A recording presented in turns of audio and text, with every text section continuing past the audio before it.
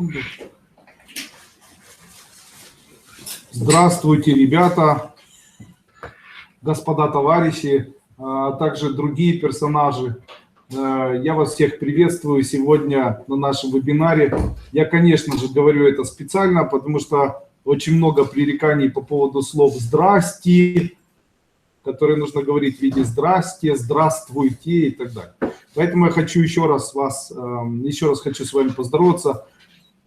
Давайте быстренько напишем плюсики, кто меня видит, кто меня слышит. Сегодня нас очень много. Я сейчас попытаюсь сказать, сколько нас человек уже. У нас около 12 тысяч человек уже на вебинаре, в вебинарной комнате. Татьяна Казакова, добрый вечер, Андрей Андреевич. Здравствуйте, все участники вебинара. Привет из Тулы, здрасте. Лариса Пугачева, здрасте. Татьяна Селивановна, здравствуйте. Чеченишки, здрасте. Шравинска, здрасте. Луговкина, здрасте. Очень быстро пошла информация, не могу читать. Итак, мы меня видим и мы меня слышим. Итак, я готов сегодня провести наш вебинар. И хочу этот вебинар посвятить сначала промоушену наших морских курсов, а также того семинара, который будет идти на следующей неделе, который называется «Заклинания от Дуйко». Это 100 заклинаний, о которых я сегодня расскажу. А также мы попробуем одно из заклинаний записать. Я вам дам сегодня заклинание, которое позволит вам быстро привлечь в вашу жизнь материальное благополучие и деньги, и вы увидите, как это быстро работает. Итак, давайте сегодня себе скажем, если я смогу благодаря заклинанию заработать $200 до следующей пятницы, не через свою работу, а каким-то непонятным мне способом, извините, что я это говорю, то я 100% пойду на этот вебинар. То есть вот ничего не предвещает у вас зарабатывание, допустим, $200, и вы начнете использовать то заклинание, которое я дам, и попробуйте определить, насколько это хорошо работает, для того, чтобы пойти на следующей неделе на вебинар, который будет стоить $50. Остальные 150 вам награждение за то, что вы умудритесь поработать с этим заклинанием. Сегодня я выберу какое-то, и мы попробуем это сделать. Также сегодняшний вебинар будет посвящен еще раз обсуждению работы энергии, каким образом эта энергия работает, почему я советую заниматься энергетическими практиками только после прохождения первой ступени. Также я попытаюсь объяснить, почему у нас плохое настроение, от чего мы вздыхаем, куда девается наша энергия, когда мы живем в социуме, что такое вообще понятие нашей внутренней энергии, что такое ци-чи, тай-ши или тай-чи. Я постараюсь об этом всем вам сегодня рассказать. Добрый вечер, здравствуйте, Андрей Андреевич, очень приятно вас видеть. Здравствуйте, здравствуйте, Андрей Андреевич, рада вас видеть. Я тоже. Итак, давайте начнем с первого. Я хочу вас пригласить на морской курс, который у нас пройдет в Египте. Он будет у нас проходить, а ссылку на этот морской курс сейчас отправит Александр Клименко. Он сегодня у нас служба поддержки и поможет вам иметь контакт со мной. И вы можете заказать поездку на морской курс. Что будет у нас на морских курсах? Индивидуальные программы, которые разбиты на 4 части, в которые будет входить 4-часовая работа утром, 4-часовая работа вечером со мной в виде эзотерических практик, дыхательных комплексов, разбитых на специальные отделения, которые будут объединены одной какой-то целью или одной идеей. То есть у нас есть морской курс, который будет посвящен увеличению в жизни материального благополучия, морской курс, который будет посвящен найти любимого человека, привлечь жизнь любимого человека, морской курс, который будет посвящен магии ислама, и один морской курс, который посвящен здоровью, насколько я помню. То есть 4 морских курса. О специфике морских курсов можно узнать, перейдя на наш лендинг по морским курсам и почитав их. Также стоимость и где будет проходить и как можно посмотреть информацию. Все можно будет сейчас перейти или сохранить вот эту ссылку, которую дал Александр Клименко, и посмотреть. Дальше, второе. Хочу сегодня особо сказать о том, почему не получается у вас не получается зарабатывать много денег, почему не получается быть успешными, от чего у вас не получается достаточно активно предпринимать какие-то успешные шаги. Целиком это связано вот с чем. Оказывается, для того, чтобы у человека был успех, у него сначала должна появиться нефантазийная цель. Она должна быть минимальная и совершенно конкретная. Эта цель должна быть короткой, быстрой и минимальной. То есть невозможно, не заработав $1 миллион, хотеть сразу $1 миллион. Для того, чтобы хотеть $1 миллион, нужно сначала поставить микроцель, которая будет звучать так. Ура, скоро у меня будет $1000 США. Если $1000 США зарабатывается, то вторая цель должна быть уже ура, скоро у меня появится $10 000 США. Таким образом, цели начинают исполняться от минимальной цели к более крупной цели. Естественно, то, о чем я говорил когда-то на своих семинарах первой ступени школы Кайлас, о том, что глобальные цели в трансерфинге реальности, о которых говорил Владимир или Вадим Зеланд, о том, что нужно визуально что-то представлять и делать это в виде каких-то программ, не работает, потому что в этих программах у вас сначала будут исполняться мелкие идеи, которые должны будут проявиться в этой программе. Допустим, вы хотите жить в большом доме, представляете этот большой дом, в этом большом доме есть ряд картин, стоит очень большой стол, под этим столом стоит какой-то очень красивый ковер, рядом с ковром находится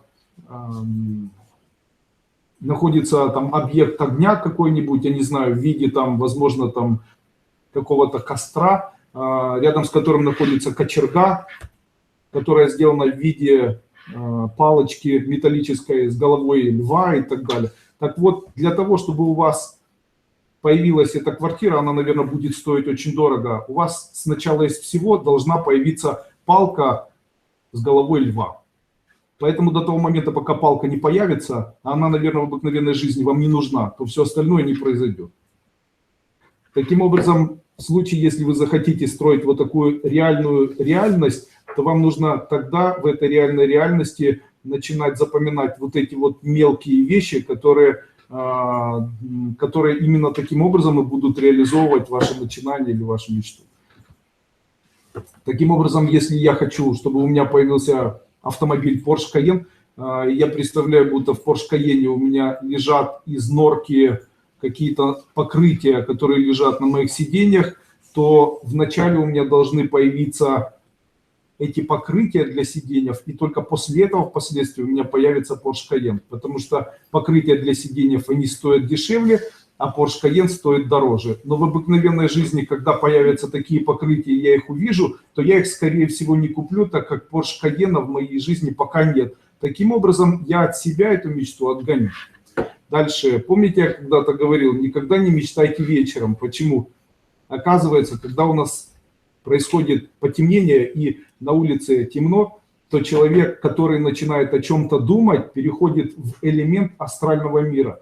Астральный мир связан с тем, что вокруг нас появляется определенная энергия, которая сжигает наши мысли, которая формирует вокруг нас образы наших мыслительных процессов. Таким образом, могу вам сказать, что если вы вечером мечтаете о чем-то, то это 100% в вашей жизни не произойдет. Как об этом мечтать? Вечером, если мы проходите первую ступень. Проходили первую ступень? Нет. Так надо было. Когда вы будете мечтать вечером, и у вас эти мечты будут проходить, то тогда закономерно этого в жизни не будет происходить.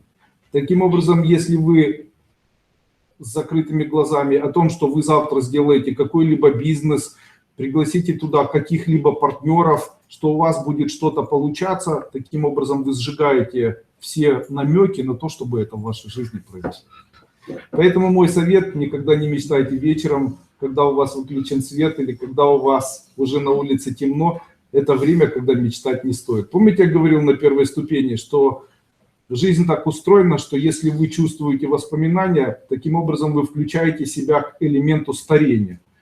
Оказывается, если человек постоянно что-то вспоминает, он таким образом включает у себя элемент старения, и он таким образом стареет. Я могу вам сказать, когда вы начинаете стареть, в тот момент, когда у вас появляется воспоминание. Поэтому чем чаще вы вспоминаете что-либо плохое или что-либо хорошее, вы в этот момент стареете. Поэтому не зависит от того, где вы живете, или какой жизнью вы живете, или там, что вы при этом делаете. Если вы в этот момент вспоминаете плохое или хорошее, но прошлое, вы, скорее всего, в этот момент попадаете в ловушку, заставляет вас стареть на глазах. Поэтому чем больше вы будете помнить что-либо, тем быстрее вы будете стареть. Сразу же такой вопрос. А как же те люди, у которых амнезия? Они же умудряются после этого ничего не помнить. Я вам могу сказать, если у человека произошла амнезия, то есть парадокс такой, который звучит так. После амнезии почему-то люди молодеют. Почему алкоголики подолгу не стареют? Да? Наверное, это люди, которые умудряются очень много не вспоминать. Ну, это такая шутка, наверное. Тем не менее, могу вам сказать, что в действительности процесс старения целиком связан с неким волновым эффектом времени, который происходит на планете Земля в виде вихреобразных или своего рода капающих энергий, которые заземляются или притормаживаются в случае, если есть где-либо столбы. В тот момент, когда человек был четвероногим, он старел быстрее, чем в тот момент, когда он стал столбоподобным. Потому что в тот момент, когда он выровнялся и стал похож на столб, в этот момент он начал жить дольше. Потому что столбообразные элементы, они живут дольше, и вы можете обратить внимание на деревья, которые растут и которые живут очень долго. Оказывается, деревья, которые мы видим, они растут долго. Если дерево достигает большого объема и большой высоты, оно может прожить там 500 лет, 1000 лет. Оказывается, времени не подвластно влияние на столбовые элементы, которые есть. Именно поэтому в свое время в греческой мифологии или в греческой системе строений, которые были, или архитектуре, а также египетских возвышениях или каких-то строениях очень часто использовали в строительстве вот такие колоннообразные колонны. И это было связано с тем, что если человек находится рядом с колоннами, или если человек находится рядом с вот такими строениями цилиндричнообразными и высокими, то он в этот момент может меньше думать о прошлом, его не беспокоят воспоминания, он может жить дольше. Также, оказывается, все знаменитые долгожители, которые были рождены в Индии в свое время, они находились рядом с такими местами, где были типичные колонны или типичные возведенные деревья. Девраха Баба находился рядом со знаменитым железным изваянием железного столба в Индии.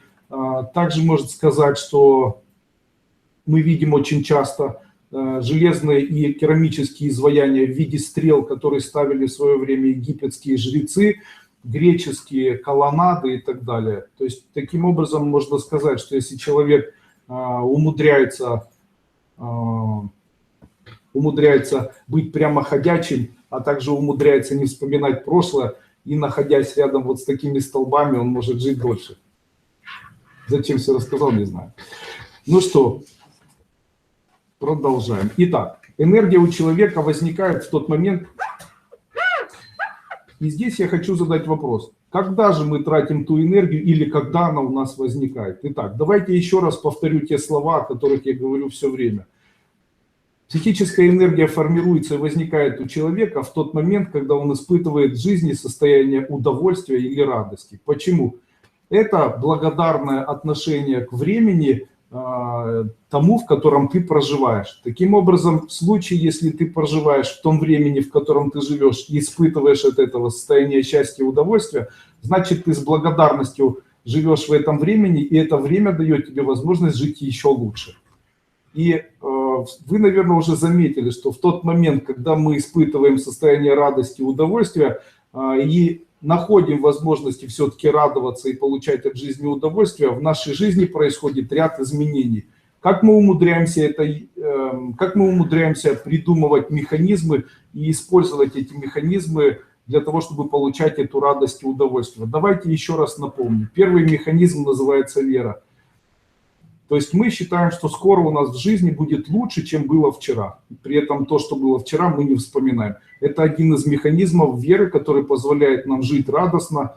И в случае, если у нас возникают какие-то вопросы, допустим, у человека что-то должно вызвать страдание, это оплата за газ. И человек говорит, как же я оплачу за газ, я не знаю, как оплатить за газ, чем же мне теперь рассчитаться. И человек, проходя первую ступень школы Кайлас, говорит, ничего страшного, скоро у меня будет денег столько, что я смогу оплатить деньги за газ. И после этого почему-то и по непонятной причине, а я в первой ступени говорю, что эта непонятная причина является концепцией нашей философской школы, где я говорю, что эта причина является элементом веры, и если мы начинаем думать, как мы отдадим, таким образом мы проявляем недоверие к той энергии, которая должна нам это дать.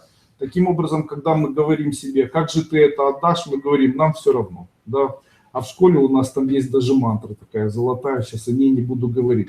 Таким образом, в случае, если человек изменяет свое системное мышление по отношению к знаниям и энергиям, в которой он живет, он изменяет свою жизнь. Тем самым происходит накопление психической энергии. Зачем я это все вам рассказываю?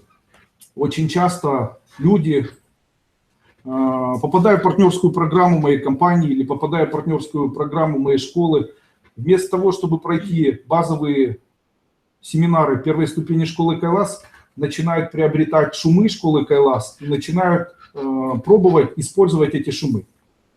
Так вот, когда человек начинает слушать шумы, он включает свою внутреннюю энергию на то, чтобы эта внутренняя энергия реализовала определенное событие, которое заключено в данном шуме. То есть там приобретение высокого состояния в обществе, увеличение материального благополучия там, или чего-либо.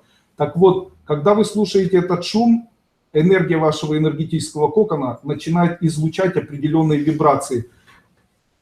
Вибрации – это израсходованная энергия, которую вы накапливали в виде получения от жизни радости и удовольствия. Таким образом, если вы скачали шум и начинаете этот шум слушать, то со следующего дня, в случае, если накопленной психической энергии у вас мало, вы начинаете чувствовать апатию, перед вашими глазами мир меркнет, у вас появляется состояние депрессии, появляются панические атаки, нервные эпизоды и так далее. И это очень частое явление, которое возникает как раз в нашей школе. Естественно, я могу вам сказать, ни в коем случае не стоит пробовать слушать шумы, не зная, каким образом устроено накопление психической энергии.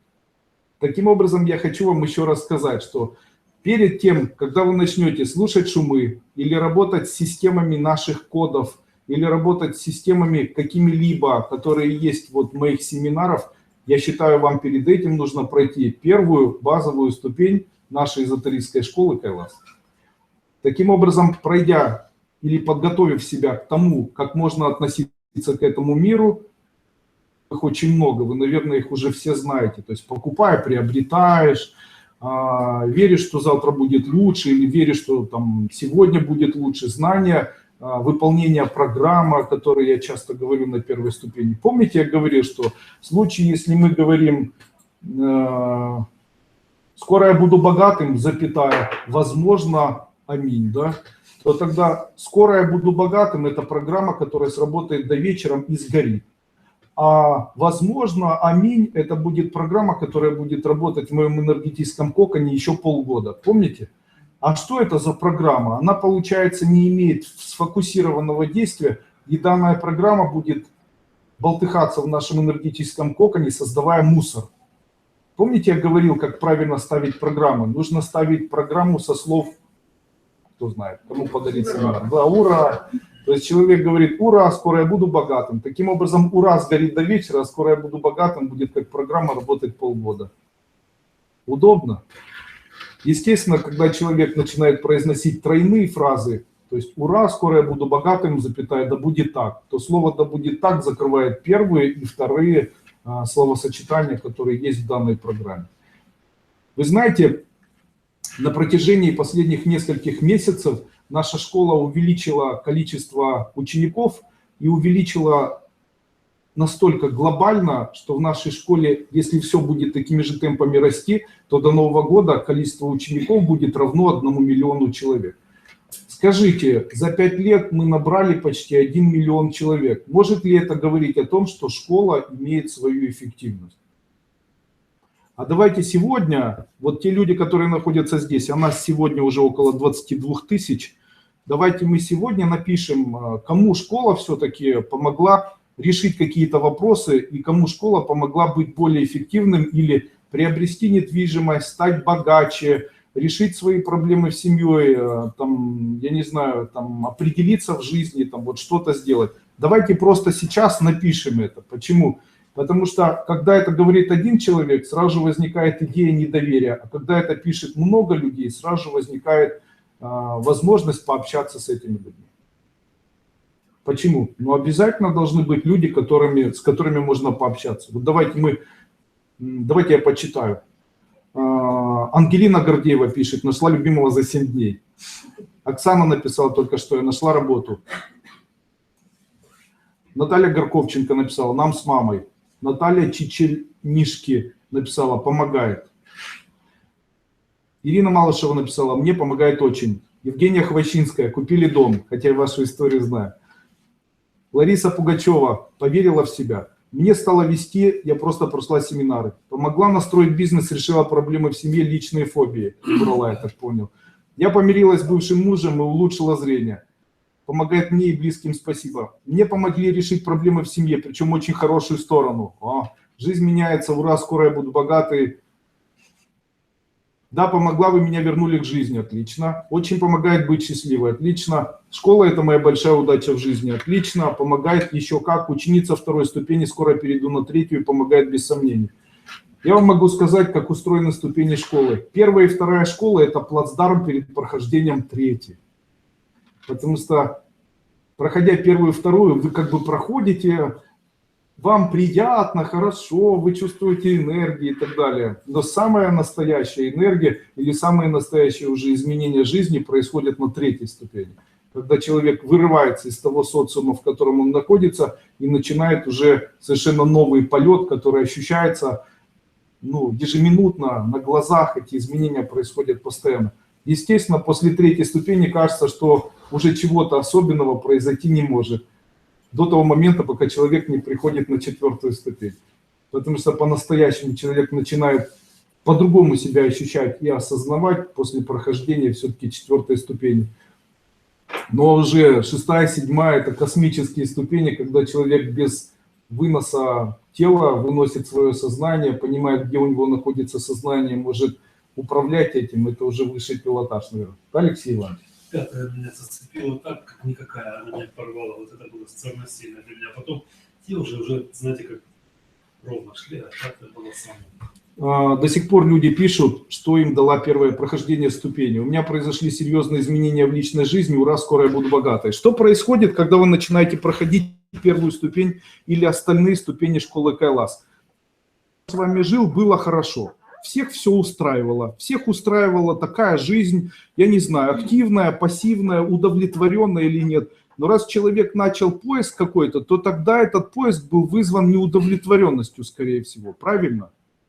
Но неудовлетворенность среди остальных людей заставляет остальных людей тоже что-то делать. Правильно? То есть человек, который начинает проходить 1-ю ступень школы Кайлас, у него появляется неудовлетворенность, и он говорит себе: а очень напрасно я похоронила в себе красивую женщину, а очень напрасно я похоронила в себе возможность быть музыкантом, или очень напрасно я похоронила в себе возможность быть богатой женщиной или мужчиной, очень напрасно я похоронила в себе возможность быть любимой, а не использованной. То есть у человека открываются какие-то желания, то есть он говорит: в общем-то, почему и нет?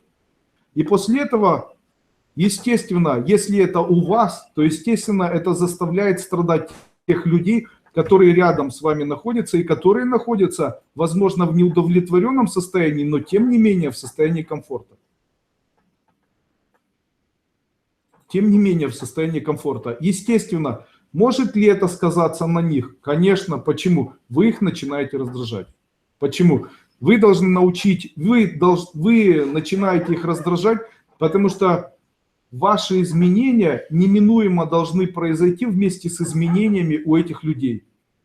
То есть, если вы хотите быть богаче, вам же нужно что-то предпринимать, вы начинаете работать, а все привыкли, что вы дома вовремя гладите штаны, жарите яичницу, там вовремя подметаете, а в этот момент вы ориентируетесь совершенно на другое. Естественно, все окружающие начинают возмущаться. Почему это происходит? Вы в итоге приобретаете новые характеры, новые качества. В этих качествах вы не удовлетворяете тех людей, которые вас видели совершенно другого человека. И что начинается? Начинается вот что. Вы энергетически готовы совершить новый, как говорит Ковалев, квантовый переход. Или новый квантовый шажок, там, в новую жизнь, скачок, да.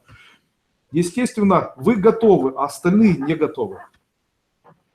Естественно, происходят перевоспитывания. Какие перевоспитывания? Вас пытаются перевоспитать, потому что человек, находясь в состоянии комфорта, должен сделать все для того, чтобы привести всех окружающих к тому состоянию комфорта, в котором он находится. И здесь происходит выбор.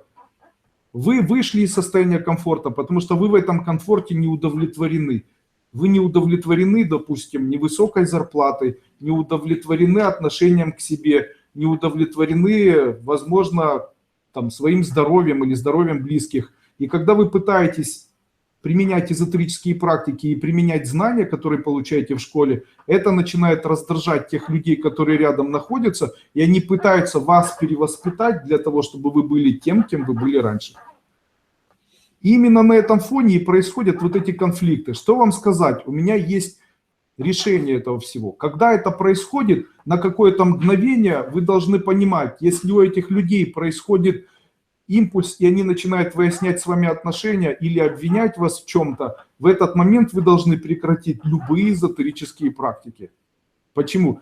Вы должны дождаться элемента реабилитации энергетики, которая есть в вашей семье. То есть все должны успокоиться. Все должны привыкнуть, что ничего плохого не происходит, что никто с ума не сошел, никто не помешался, ни у кого плохо с головой не произошло. Вы должны дать возможность этой энергии утихомириться. После этого, не отступая, продолжайте. Почему? Таким образом их энергетика будет подниматься, и эти люди будут, сами этого не подозревая, изменяться. Я вам могу сказать, когда вы совершаете основные ошибки. Помните, в первой ступени я часто говорю фразу «я ни при чем».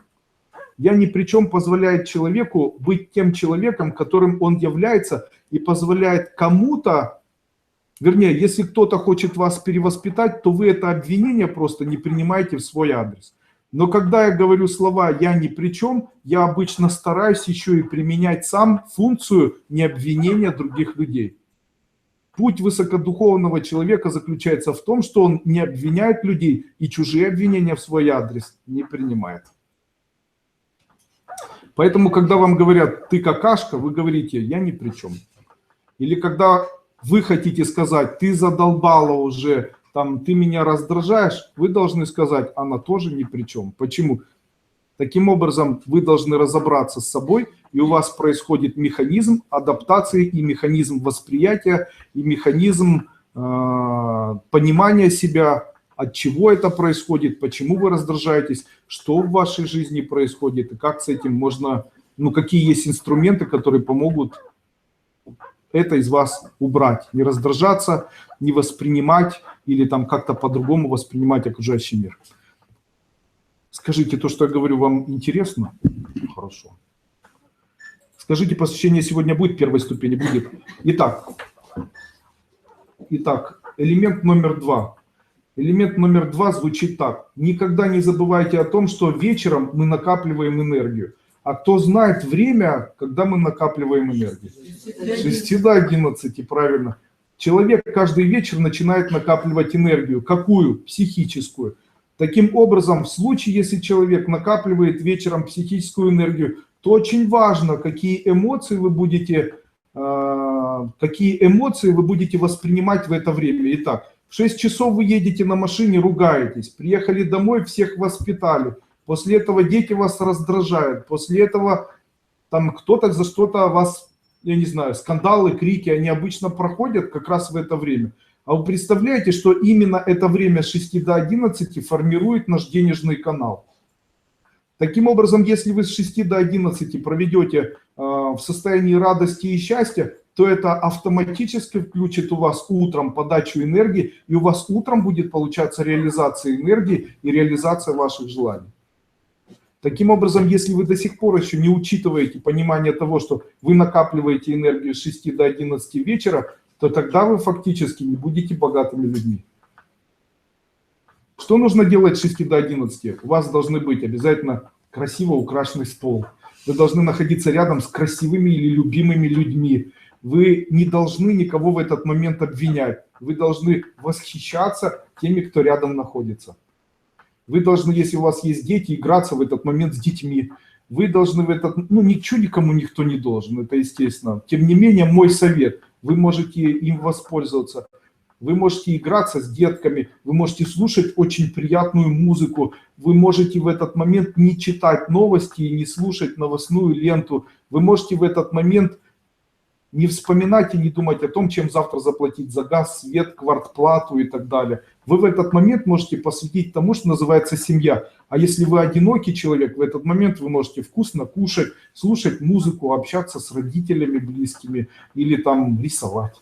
То есть каждый человек может найти себе какое-то занятие, и это занятие, оно должно обязательно его восхищать, и это занятие должно обязательно ему приносить состояние радости, удовольствия, потому что даже в тот момент, когда вы скачете и от этого получаете удовольствие, в этот момент вы накапливаете психическую энергию.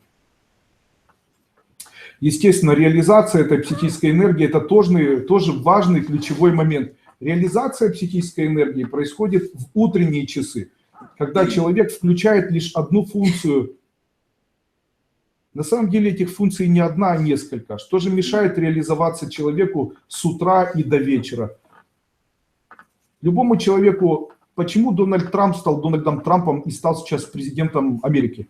Дональд Трамп имеет 3 определенных качества, которые называются 3 качества абсолютного лидера. Эти 3 качества звучат так. У него отсутствует страх, у него отсутствует лень, и у него есть качество, он знает последнюю конечную цель. Таким образом, если человек утром будет ориентирован на то, чтобы не испытывать страх, то есть вам страшно что-то сделать, это говорит о том, что вас цепляют нити кармы, которые связывают вас с вашими родителями и заставляют вас проживать такой же жизнью, как жили ваши родители. Таким образом, если вы чего-то боитесь и не будете это преодолевать, то вы будете находиться без конца в состоянии комфорта, и в вашей жизни ничего не произойдет знаменитого или знаменательного. Вы представляете, и сколько раз вы переступите у себя вот это состояние страха, настолько вы будете своей жизнью удовлетворены. Вы представляете, люди в состоянии комфорта, глаза боятся, руки делают. Как можно переступать страхи? Их нужно выявлять и нужно делать все, чтобы этих страхов не было, действовать. Потому что когда человек находится перед стоматологическим кабинетом, ему скорее всего страшно. Страшно сидеть, но не страшно ходить. Поэтому действие убирает страхи. Поэтому в тот момент, когда вам страшно, вы должны сориентироваться и хотя бы один раз в жизни это сделать. В этот момент я говорю не о страхах, которые граничат со здравым смыслом или жизнью, потому что есть еще и здравый смысл и жизнь. Потому что я не считаю преодолеванием страха прыжок с привязанной резинкой, там, с какого-то там тауэра, там, с большого дома, с моста и так далее. Скорее всего, вы страх преодолеете, но это вам ничего не даст. А вот такие мини- или микрострахи, позвонить в какую-нибудь компанию, или микрострах подойти к человеку и с ним заговорить, или микрострах там с кем-то пообщаться, кому-то написать письмо, просто поговорить с тем человеком, с которым вы боитесь поговорить. Это все и есть микрострахи. Вы представляете, вы не удовлетворены своей жизнью, и у вас есть тот человек, с которым вы боитесь поговорить. Так вот, это будет продолжаться до того момента, пока вы с ним не поговорите. И в тот момент, когда вы поговорите, вся эта система, она будет полностью разрушена, потому что именно страх того, что вы с ним не говорите, будет заставлять вас от этого страдать. Страхи заставляют человека повторять вновь и вновь одни и те же действия. Понимаете? Помните, я говорил когда-то во время вебинара о правиле 3 человек, где 3-й человек обычно лишний, да? Помните, да? Я говорил о том, что 3-й человек лишний, и говорил о том, что в нашей школе есть порядок, так как наша школа является философской традицией, у нас есть учитель в виде меня, то наша философская традиция, она имеет определенные обеты. И мы в школе даем один из обетов, который звучит так. Никогда, ни под каким лозунгом и призывом мы не занимаем деньги и не помогаем бедным. Почему? Потому что в тот момент, когда вы это делаете, вы решаете проблемы тех людей, тем самым забираете эти проблемы себе. Каким образом это устроено, я уже рассказывал, повторюсь. Итак, есть человек, который занял деньги, потому что он не является специалистом в области продажи одежды с магазина, но в какой-то момент он решил, что он может купить в Италии одежду, открыть магазин и начать с этого магазина торговать. Но он никогда это не делал и делать не умеет. При этом он занял деньги у другого человека, купил эту одежду, которая никому не нужна, открыл магазин, который никому не нужен, нанял продавцов, которые никому не нужны, нанял администратора, который его обворовал, и бухгалтера, который забрал последние деньги. В итоге этот человек фатально ошибся, и у него появился огромный долг. Теперь этот человек убегает. Почему он убегает? Потому что он был не знаком с тем, что такое продажи, он не знал, что такое компания, там, что такое ведение учета, что такое дебет, кредит, сальдо, он не понимал, каким образом можно там, подготавливать продавцов, он не знал, как можно проводить маркетинговые исследования и где должен находиться такой магазин, он не был мерчендайзером, он не знал, как можно выложить товар, это все, ну, этих знаний ему не хватило, и он, естественно, был неуспешным в том, что он сделал предпринимательские действия. Тем не менее, он это сделал, и второй человек начал бежать за этим человеком с целью забрать у него деньги. И в этот момент я живу, в моей жизни все хорошо. Я прихожу домой, у меня любимые дети, я прихожу на работу, у меня любимая работа, я знаю, чем я занимаюсь, я обожаю свою семью. В моей жизни нет никаких неприятностей. И в этот момент приходит человек, который говорит: Андрей Андреевич, у меня есть неприятность, мне нужно срочно отдать деньги. Тогда фактически, если я этому человеку помогу, тогда я должен быть либо тем человеком, который гоняется за теми людьми, которые без конца занимают деньги, либо тем человеком, у которого появляется долг. То есть я должен прибиться к одному из лагерей этих людей, либо тому лагерю, где есть человек, занимающий деньги, либо к тому лагерю тех людей, которые убегают от своих долгов. Представляете? А я не хочу в своем состоянии комфорта быть в том лагере, где есть одни люди, у которых есть долги, и тех людей, кому должны. Согласны? Разумно это, да? А теперь смотрите. Есть женщина, у нее очень сильно болеет ребенок. Скорее всего, это связано с тем, что в свое время эта женщина, возможно, совершила какие-то проступки. Возможно, она спала не с теми мужчинами. Возможно, ее муж спал не с теми женщинами. Возможно, они делали это, даже не подразумевая, что это может повлиять на их какие-то в дальнейшем детей. Возможно, мужчина употреблял наркотики. Возможно, женщина болела чем-то. Возможно, у них были скандалы в семье. Возможно, она не могла себя перевоспитать и жила взвинчена, без конца истеря и так далее. При этом, не умея управлять своими эмоциями, она постоянно раскачивала себя, то есть там, по любому поводу включала возможность там, поругаться. Это колотило ее в тот момент, когда она вынашивала ребенка. Скорее всего, все скандалили или нервничали. Мужчина ее не любил, поэтому не дал ей возможности правильно выносить плод, ни с кем не договорился, ребенка не довезли правильно в роддом, после этого у ребенка асфиксия, ребенок родился с церебральным параличом. Или ребенок родился с какими-то патологиями. Теперь эти проблемы, это проблемы их семьи. Каждый из этой семьи должен сделать вывод впоследствии, почему это произошло. Даже он не сделает вывод, но все равно пути Господни неисповедимы, для чего-то это произошло. И в этот момент эти люди могут обратиться ко мне и сказать: Андрей Андреевич, вы бы могли нам помочь сделать так, чтобы этот ребенок перестал болеть. Я готов помочь, но можете ли вы это сделать бесплатно, безвозмездно и помочь нам? Нет. Почему? Потому что в случае, если я это сделаю, то я тогда должен быть третьим человеком, который помогает всем людям больным безвозмездно, либо у которого больные дети. Понятно? Поэтому, когда вы кому-либо помогли и после этого ощутили нищету, то, скорее всего, вы прибились к чему-то лагерю. Поздравляю вас. То есть на улице тоже нельзя проводить? И в тот момент, когда, допустим, есть женщины, которые Есть женщины, которые сочувствуют или сострадают какой-то одной женщине, которая никак не может выйти замуж.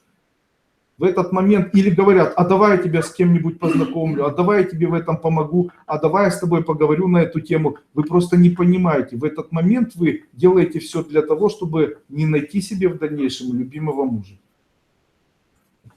Почему? Вы приходите в тот лагерь тех женщин, которые никогда не выйдут замуж. Вы понимаете, в чем особенность? Дело в том, что вы устроены по принципу, где ваша жизнь – это ваши условия, и вы за все несете ответственность сами. И в вашей жизни вы должны жить своей жизнью. Да, человеку можно посострадать, да, человеку можно сказать: да, бедненькая, ох-охо, но уж точно не помогать, не давать и не решать эту проблему. Поэтому были среди людей придуманы деньги. Хотите как-то помочь, возьмите за это деньги. Не хотите помогать или хотите помочь безвозмездно, знайте, теперь это становится частью вашей жизни. Понятно? Наверное, я отвечаю где-то на вопросы, когда женщины говорят: у нас не получается выйти замуж. Я обычно говорю такие слова: мужчины выбирают глазами. Мужчины всегда женщин выбирают глазами. Каких женщин мы выбираем глазами? Ухоженных. Мы выбираем женщин, которые могут ходить как женщина. Наивных, которых можно защитить, потому что мужчина – это слово мужчина от слова мужественный. Мужественный. Таким образом, в случае, если женщина мужественная, то тогда мужчина должен попасться немужественный. А если он не мужественный, то он уже не подойдет к такой женщине. Почему? Потому что для того, чтобы подойти к мужественной женщине, мужчина должен быть еще более мужественным.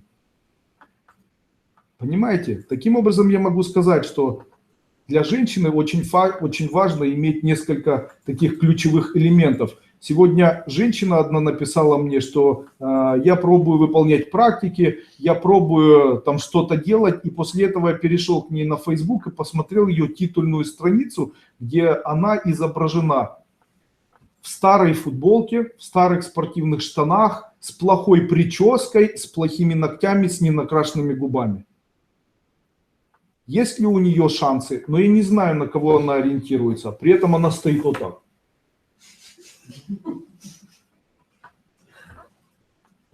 Вот у нее фотография, я вам сейчас покажу.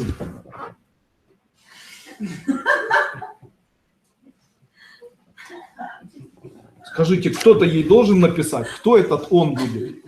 В 4 раза больше или что?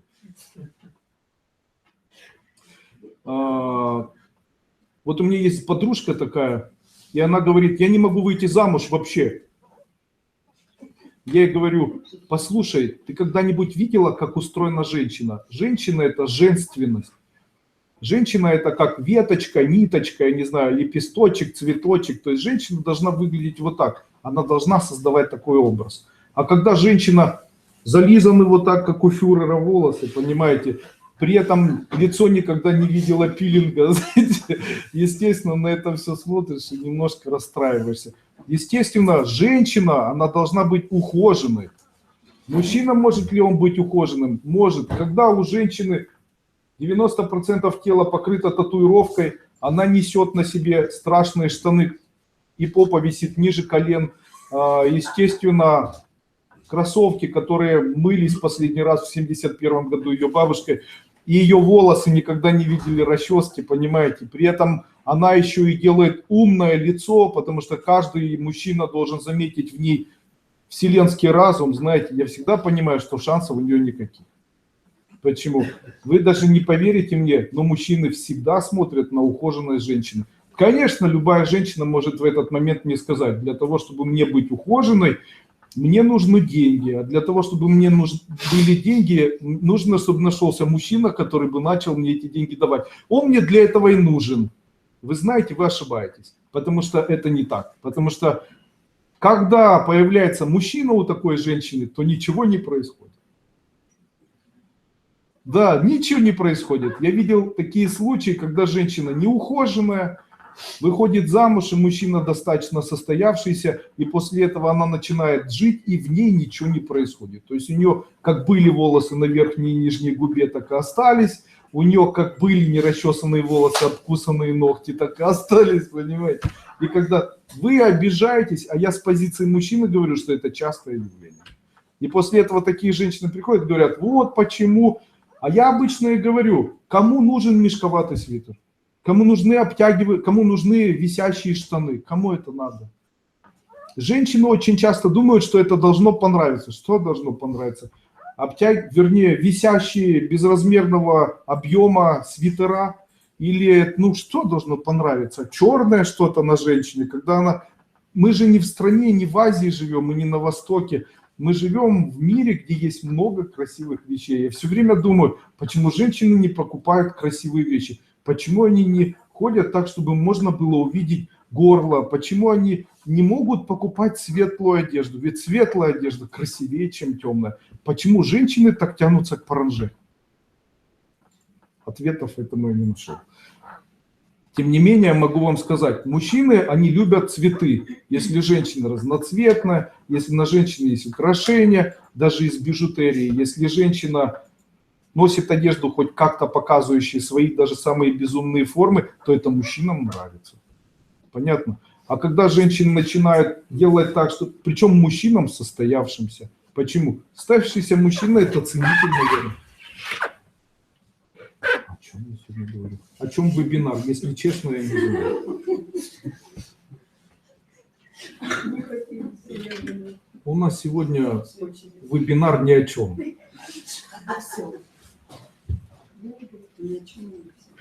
Вы знаете, я в свое время помогал детям малинкой. Правильно вы написали. Я в свое время помогал детям малинкой. Так и есть.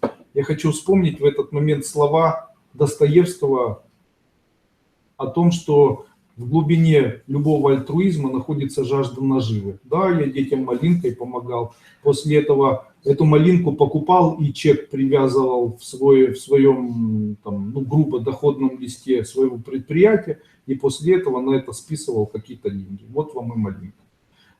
Естественно, сейчас я этого говорить не буду, на каком предприятии тоже не скажу.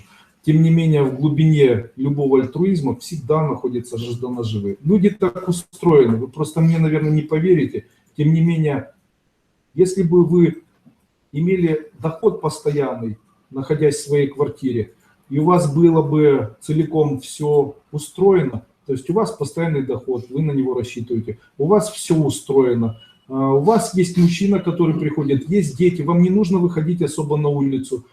А это такая американская жизнь. Вы знаете, что есть такие люди, которые живут, у которых есть доход, у них есть достаточные возможности для того, чтобы не работать. И вы представляете, я знаю такие семьи, вы представляете, эти семьи живут так, что они годами не выходят из того здания и помещения, где они живут. Годами. У меня есть знакомые, которые живут в Америке, живут они прямо рядом с морем. И когда я с ними начал разговаривать и начал спрашивать, ну, там друг у меня есть, и он говорит, я нахожусь возле моря в 2 минутах, у меня прям собственный пляж. И говорит, ну ты не поверишь, я вот лет 7 уже вот так вот живу, на море ни разу не был. Я говорю, почему? Он говорит, так а зачем? Туда надо ходить, там надо купаться, потом нужно домой приходить, песок с себя смывать, да не хочется. А так, говорит, уже забыл даже, что море есть. То есть я езжу на машине, его не вижу. А когда к нему приезжаешь, оно так все шедеврально, красиво. Ну, начинаешь даже где-то думать, вот я бы так хотел жить. Вы представляете, он со своей женой, когда они начали жить, она приехала из Армении, он тоже армянин. Они прожили там 10 лет, вот она за 10 лет 3 года из квартиры не выходила. Никуда. И она говорит, я такая счастливая. Понятно, целей никаких. Задачи поставлены, решены, то есть у человека есть вот такая вот своя самостоятельная реализация. Видите, для каждого свое. О чем я говорю? Дело в том, что у каждого человека должны быть свои задачи, и каждый человек должен стремиться к тому, чтобы в его жизни были какие-то состояния дискомфорта. И ваши состояния дискомфорта, которые у вас появляются, в тот момент, когда они у вас появляются, они целиком связаны с вашими гиперцелями. Таким образом, в тот момент, когда вы в свое время поставили гиперзадачи и гиперцели, у вас появились конкретные, нереальные, глобальные неприятности. А что же вы от них отвернулись, от гиперцелей? Ведь неприятности были решены. Помните, я говорил о процессе реабилитации? Если у вас гиперцель и у вас началась неприятность, тогда больше не ставьте программ о гиперцелях, забудьте на время. Решите неприятность. И после этого вновь ставьте гиперцели. Почему? Возможно, появятся новые неприятности, но зато эти новые неприятности заставят вас, возможно, думать быстрее, делать что-то быстрее, жить как-то оптимальнее, не испытывать состояние страха, пресекать в себе состояние лени и куда-то двигаться. Представляете? Вчера пришла женщина ко мне, надеюсь, она сегодня не слышит вебинар. Вчера пришла ко мне женщина и сказала: я нахожусь в городе, в самом центре города мы с мужем умудрились купить дом, о котором мы всегда мечтали, и я оказалась без работы, потому что у меня родились 2 детей, я за ними досматриваю.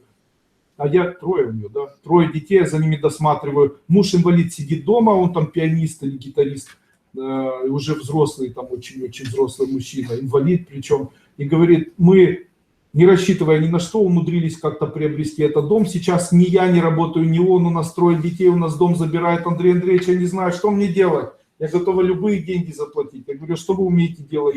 Я педагог, мне всегда нравились дети. А у вас сколько этажей? 2. А на 2-м этаже сколько места? Она говорит: ну 100 метров квадратных.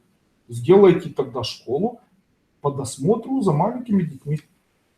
Она вот так вот сидела, вытаращив, вот так вот глаза у нее расширились, она говорит: точно. Она говорит: а мы находимся в самом центре. Я говорю: а если вы будете воспитывать еще и детей, у которых есть проблемы инвалидности, тогда вы сможете зарабатывать больше. Она говорит: да, и у меня как раз вот я знакома с проблемами инвалидности, я могу работать и как там физиолог, и как логопед, и как там психолог и так далее. У меня для этого есть все образование. Я говорю: ну вот видите, вы, не выходя из дома, сможете зарабатывать деньги. Он говорит: ну надо же, я даже не могла подумать. Вы представляете, очень часто человек, находясь в своей посудине, не может понять, чем ему заниматься. Почему? Потому что он целиком погряз в состоянии комфорта. Комфорт, комфорт, все приятно, ему комфортно.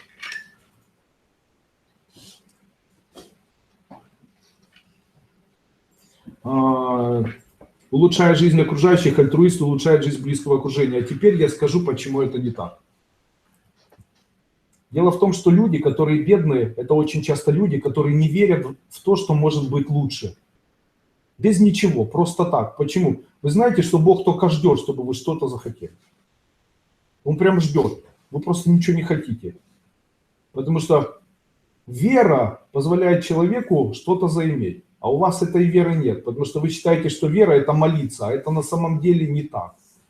Не молиться, а надеяться нужно. Вот вера и надежда, она помогает, когда человек говорит: я не знаю, чем заплатить. Вера включается в словах: ничего страшного, скоро у меня будут деньги, я заплачу. Вот это и есть вера. Вот она вера. И не нужно ни спасибо, ни пожалуйста, Бог не проститутка. Естественно, я могу вам сказать, что такая вера заставляет человека жить. Естественно, тот человек, у которого есть вера, он хочет жить. Человек, у которого отсутствуют страхи, и он надеется на то, что он все равно проживет благодаря этой вере. Раз человека Бог создал, что бояться? Значит, есть такая судьба. Естественно, когда человек начинает так жить, у него появляется возможность быть богатым человеком, у него появляется идея, он начинает их реализовывать, не боится. Возьмем другого человека, он все время чего-то боится. Он говорит: нет, не надо это делать, не получится. И Бог не поможет. И вообще это не поможет. И человек перестает учиться, он ни на что не надеется, у него нет никакого саморазвития, он ни к чему не стремится, ему ничего не нужно. И после этого такой человек ходит вот так и смотрит, где бы он мог что-то сделать. И видит, на улице сидит человек, который просит деньги. И думает: надо же, а ведь и я бы мог точно так же просить деньги, стоя на улице. И после этого начинает просить деньги. Иду я в хромовых туфлях, в своей шубе, и хочу подать этому человеку. Так вот, подумайте сами, если я беру деньги и подаю этому человеку, то я фактически размножаю таких людей. То есть случай это как с костром. Костер бы догорел, и после этого его бы не было. Таким образом, если я бросаю в костер палочки, тогда я этот костер заставляю жить вновь и вновь.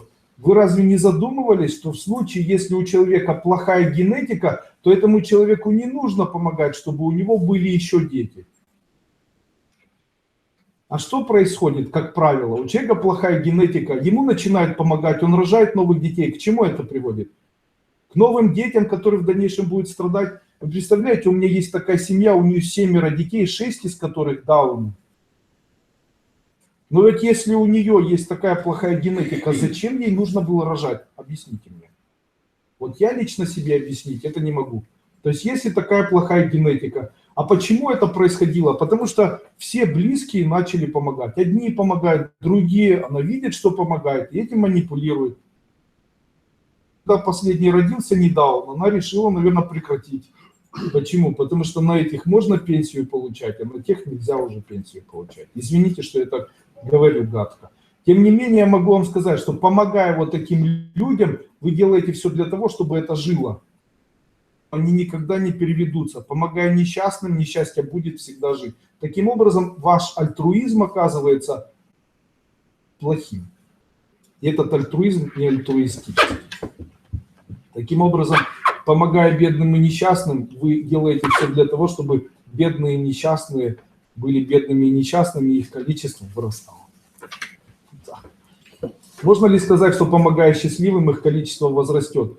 Спросите, счастливые хотят, чтобы им кто-то помогал?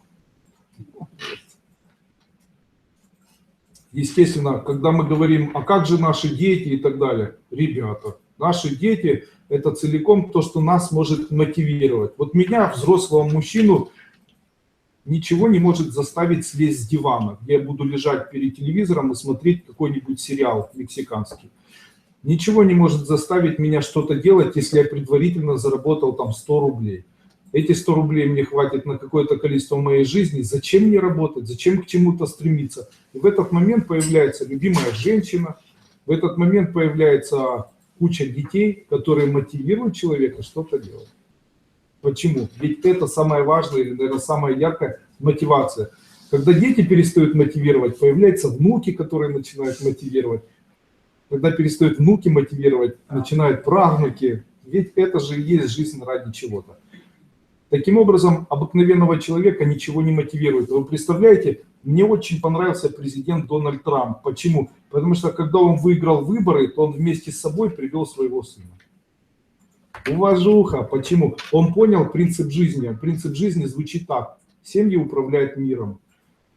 Почему я об этом всегда рассказываю? Потому что короли – это семья. Получается, если короли управляют миром, то они стараются делать больше для своих потомков, чем делать для себя. Таким образом, семья для человека является ключевым моментом в том, чтобы в его жизни появился успех материальный и духовный. Таким образом, на пути к духовному росту для человека очень важна семья, а также очень важно то, ради кого ты живешь, для кого ты живешь и зачем ты это делаешь. Каждое утро, когда я прихожу к себе на работу, я беру ароматическую палочку, зажигаю ее, ставлю руки вот так и говорю, сегодняшний день я посвящаю своей семье. И каждый следующий момент я стараюсь сделать немножко больше, потому что ничего другое меня не мотивирует для того, чтобы я этим занимался. И в тот момент, когда уходит какая-нибудь бабушка, которая вынесла мне мозг, я говорю себе такие слова, ничего страшного, это все для семьи. Понимаете, таким образом это меня расслабляет и заставляет меня найти силы для того, чтобы дальше жить. Иначе, в другом случае, вот такая мотивация в случае какого-то стабильного дохода или в случае предварительно заработанных денег ничего не может мотивировать взрослого мужчину делать еще что-то. Вы знаете, таких людей я знаю. Взрослые мужчины, когда добиваются чего-то, после этого им неинтересно становится. Неинтересно жить, семья не возбуждает, любимая женщина не вдохновляет. И вот видишь таких людей, о которых Достоевский когда-то говорил, что... Толстой говорил о том, что, будучи молодыми старцами, на их лице мы все время видим печать всезнайства или печать того человека, который уже как будто прожил жизнь, как будто они все знают уже и от жизни устали. Почему человек от жизни устает? Потому что ничего не вдохновляет его в жизни, а семья может вдохновлять. Можно жить для своей семьи, ради того, чтобы она была. Семья придумана не напрасно. Оксана Шлинкова, вы целиком правы. Оксана, привет. Я вышла из зоны комфорта, уволилась с банка, проработав там 12 лет. Мне 33 года, и только сейчас я начала ощущать состояние радости. У меня появились сложности, но и появились желания и вера. Спасибо вам большое, Андрей Андреевич. Вы представляете, в этом ужасе, который произошел с Оксаной, я виноват. Потому что в свое время, именно придя в Сберегательный банк России, я сел в кресло Оксаны и сказал ей: Оксана, тебе нужно пройти мою первую ступень школы класса. Это вот прямо возле нас здесь банк находится. И она сначала вот так вот отнеслась с недоверием и где-то улыбкой. И вот после этого сейчас ушла из банка, работает сама на себя. И вы представляете, не жалеет. Почему? Потому что встретила любимого мужчину, потому что начала реализовать себя, что-то начало в жизни происходить. Понимаете? Это не была запертая комнатушка с компьютером и придавленным сверху потолком. Это не была бесконечная заработная плата в 6 тысяч гривен, она выше. Что ты ревешь? Ну, прекрати. Соль, тебе сказал? Холостая. Андрей Андреевич, здравствуйте. Подскажите, как избавиться от навязчивого поклонника, который занимается эзотерикой? Очень нужно. Могу рассказать, как это все можно сделать. Берете банан, пишите имя вашего поклонника, на банане пишите имя свое. Пишите на банане фломастером имя поклонника, имя пишите на бумажечке. Делайте дырку в банане и всовываете туда его имя и ложите в морозилку. Все, в ближайшие полгода, пока в морозилке будет лежать ваш банан, поклонников в вашей жизни не будет. Конец. Его не подпадает? Ничего, никто не подпадает, на потенцию не действует. Представлять какие-то органы не нужно вообще. Просто банан с именем, ваше имя на банане, в середине имя на бумажечке этого человека ложите. Можно в яблочко, но в яблочко не то. А в банан все работает. И все, и на этом все заканчивается. Существуют ли какие-то другие методы? Ребята, в нашей школе есть метод, который называется «Уходи в дождь навсегда». Помните, я говорил? Работает оно, там есть метод с хлебом, с батоном. У нас есть мужчина, он вчера приезжал ко мне из Днепропетровска, если здесь напишите. И он говорит, в свое время он очень сильно заболел. Его жена заболела, у них ребенок заболел. Начались уголовные дела, там у него появились сумасшедшие долги, он живет в Днепропетровске, такое закрутилось. Он говорит, я прячусь, потом выскочил на улицу на 3-4 часа, там деньги как-то заработал и прятался дома. И это длилось там 4-5 лет. Он говорит, я нашел вот этот семинар ваш, Андрей Андреевич, где вы рассказываете о том, как вьетнамской звездочкой точки рисовать.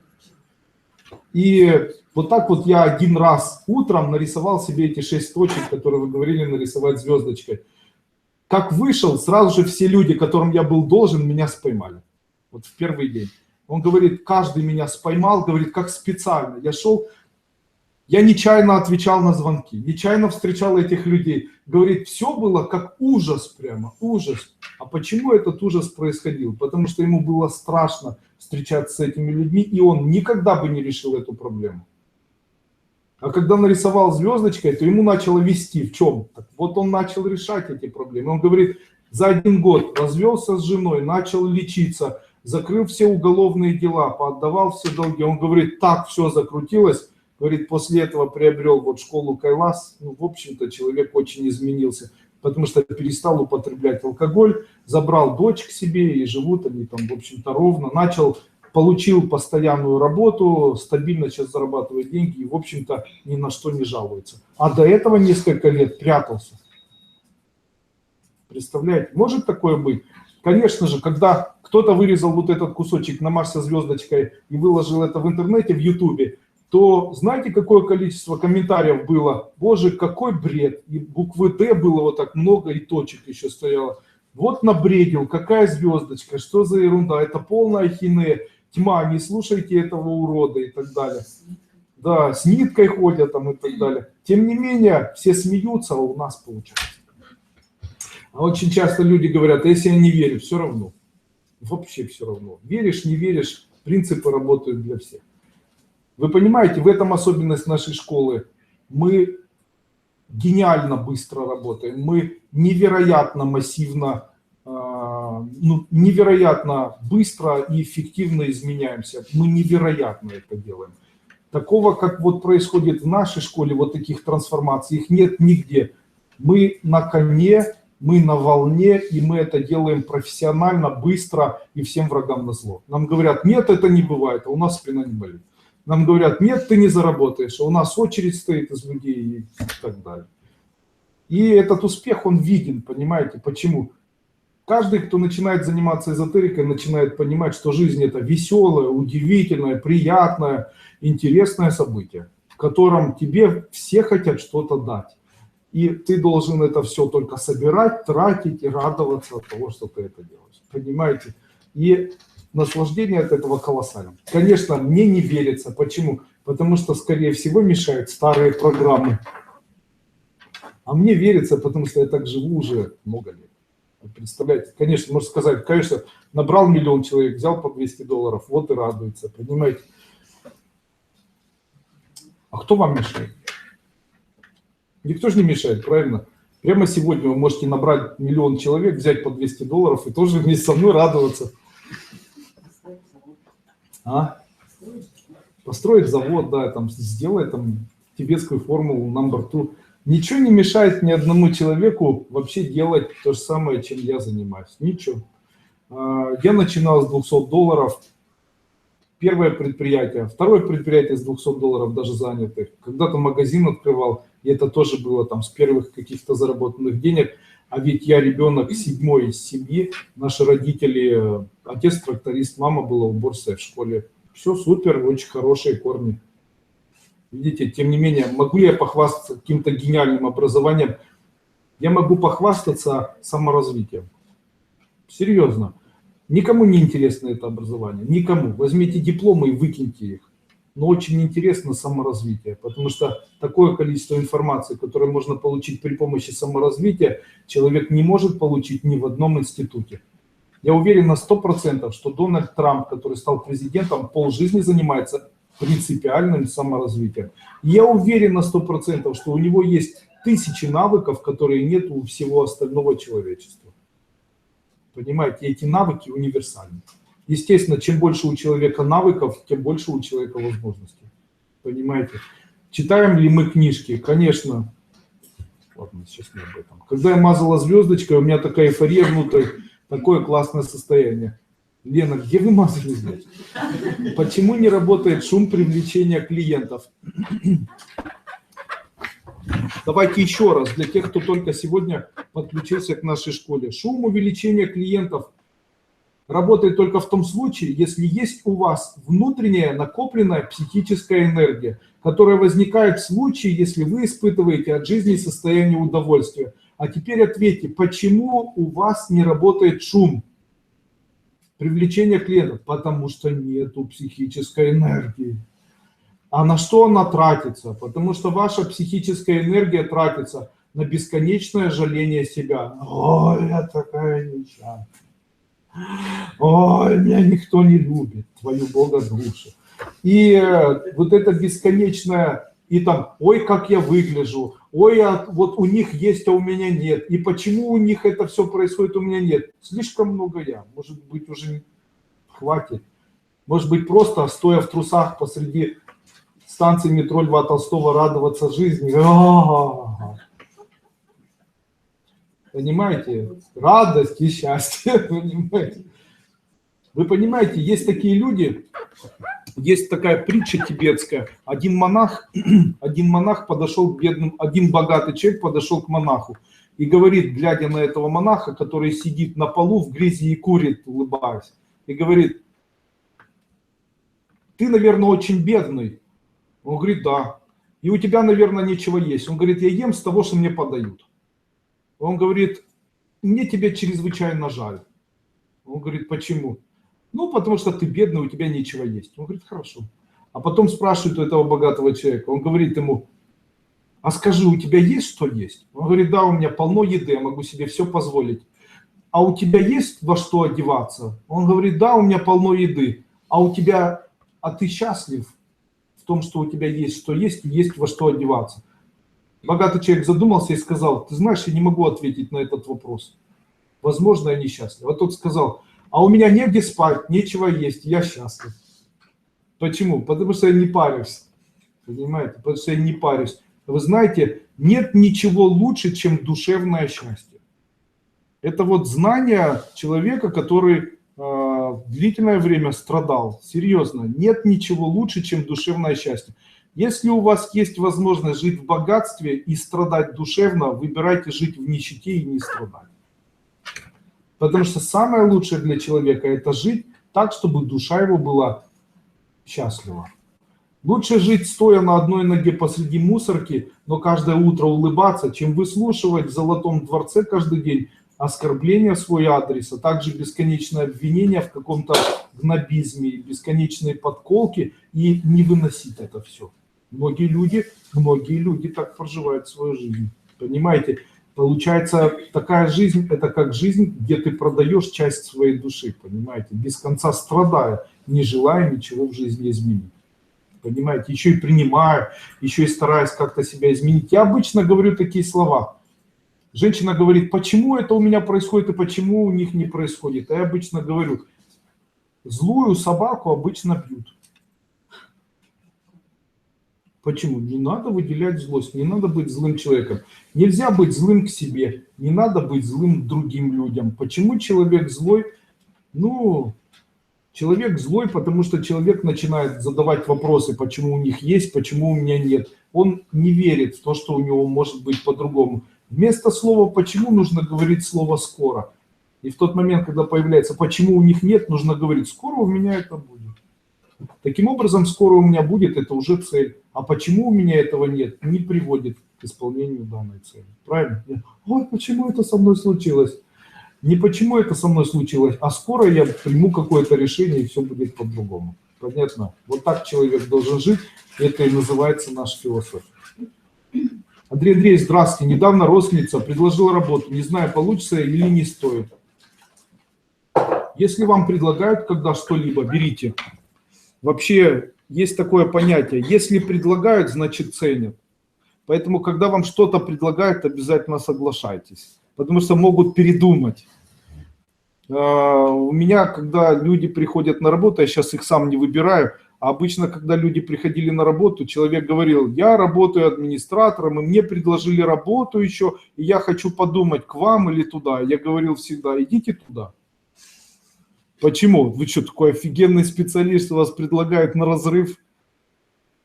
Ну, если такой офигенный специалист, то я могу вам сказать, что мне такой вот очень хороший специалист, как вы, наверное, не по карману. Я хочу обыкновенного специалиста, который придет ко мне и будет работать. Понимаете? Если на тебя очередь стоит, то что ты ко мне пришел тогда? Иди там, где очередь на тебя. Понятно. Вообще я могу вам сказать, что когда вы говорите, что меня туда предлагают и там приглашают, то я обычно говорю, что такой специалист, что тебя везде приглашают.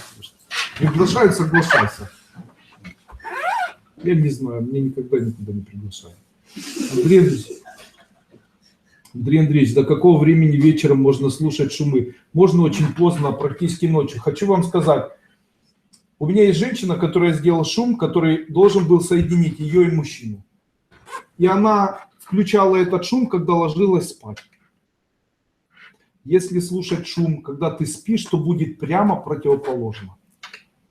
Вот смотрите, вы купили шум привлечения денег и включили его, когда вы легли спать. Так вот, у вас не привлечение денег будет, а наоборот, растрачивание денег.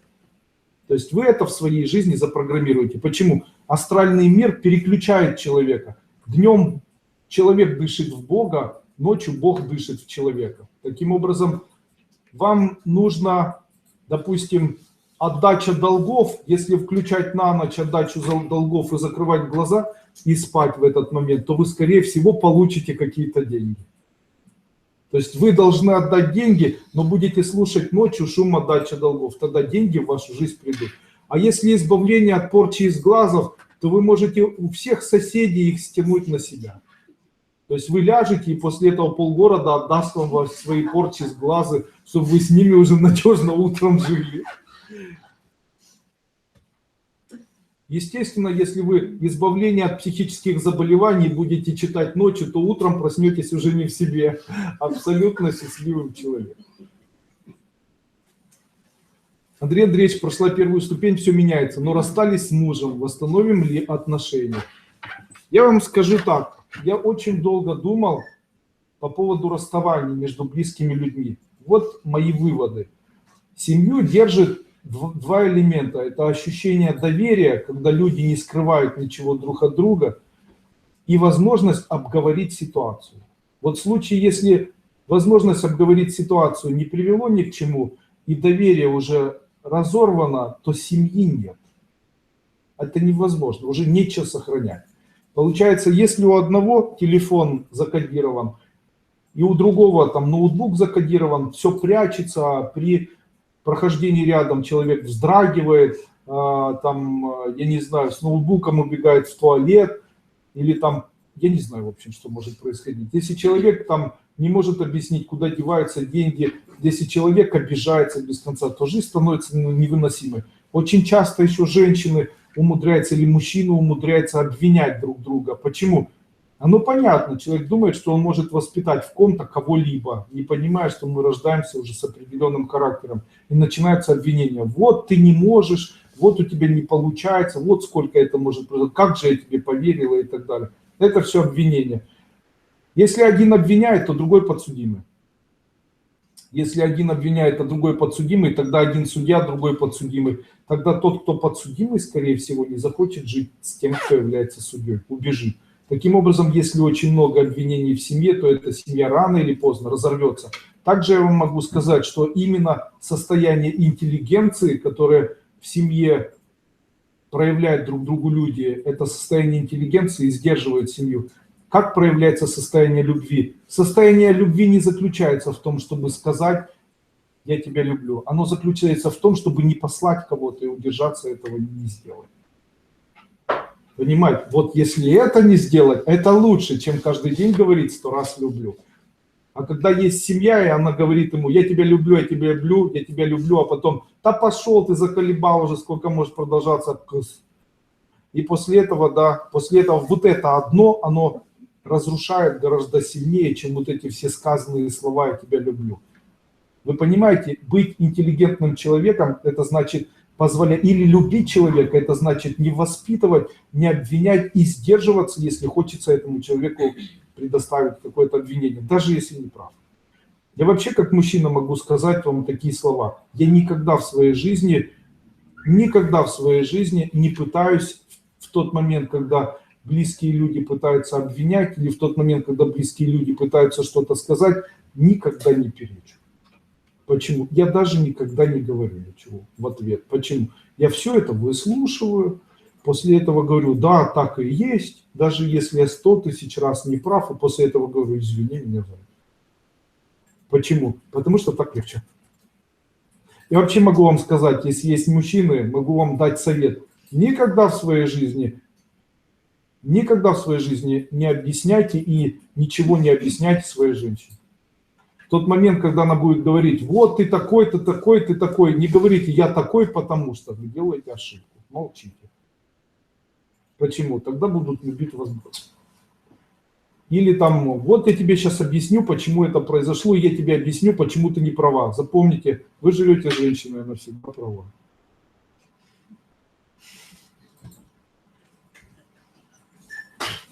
Серьезно. В тот момент, когда вы будете говорить женщине, что она не права, она будет где-то... В этот момент она думает, вы понимаете, когда женщина говорит, она слышит, что она говорит. Когда ей говорят, она не слышит. Почему? Если бы подруга говорила слева или справа тихо на ухо, она бы, возможно, поняла. Если говоришь, глядя женщине в лицо, она не слышит вообще, не слышит. Поэтому, глядя женщине в лицо, не объясняйте ничего, особенно если она вам что-то сказала. Там все работает в одну сторону, только туда. В обратно не работает. Поэтому, если она говорит, ты какашка, в этот момент не объясняйте ей, почему не какашка или почему может быть по-другому. Просто говорите, да, конечно, извини меня за это. Все, сразу легче. А если спать днем, а бодрствовать ночью месяцами, что будет? Если человек будет спать днем, а бодрствовать ночью месяцами, то, скорее всего, у него произойдет израсходование сатвической энергии, и его физическое тело начнет разрушаться. Потому что сатвическая энергия накапливается в тот момент, когда человек спит. Особенно спит ночью. Таким образом, если человек спит ночью, то он восстанавливает сатвическую энергию. Женщина восстанавливает сатвическую энергию женщины с 7 часов утра до 11. Это самый важный сон. Если женщина будет спать с 7 часов утра до 11 часов утра, то тогда она будет моложе остальных женщин и более на длительный период сохранит свой внешний вид. Потому что именно в это время с 7 до 11 выделяется самое большое количество женских половых гормонов. Естественно, если я там рано встаю и мне нужно, ну что вам сказать, всякое бывает, придите и доспите.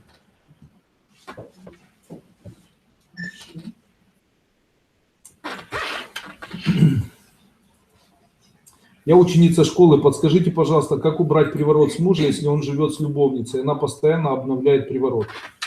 Я вам скажу так, почему вы решили, что это приворот, а не любовь? Он влюбился в женщину, потому что вы его заколебали чем? Заколебали тем, что за собой не смотрите, тем, что постоянно выясняете отношения, тем, что постоянно его воспитываете. И после этого он нашел ту женщину, которая не будет этого делать.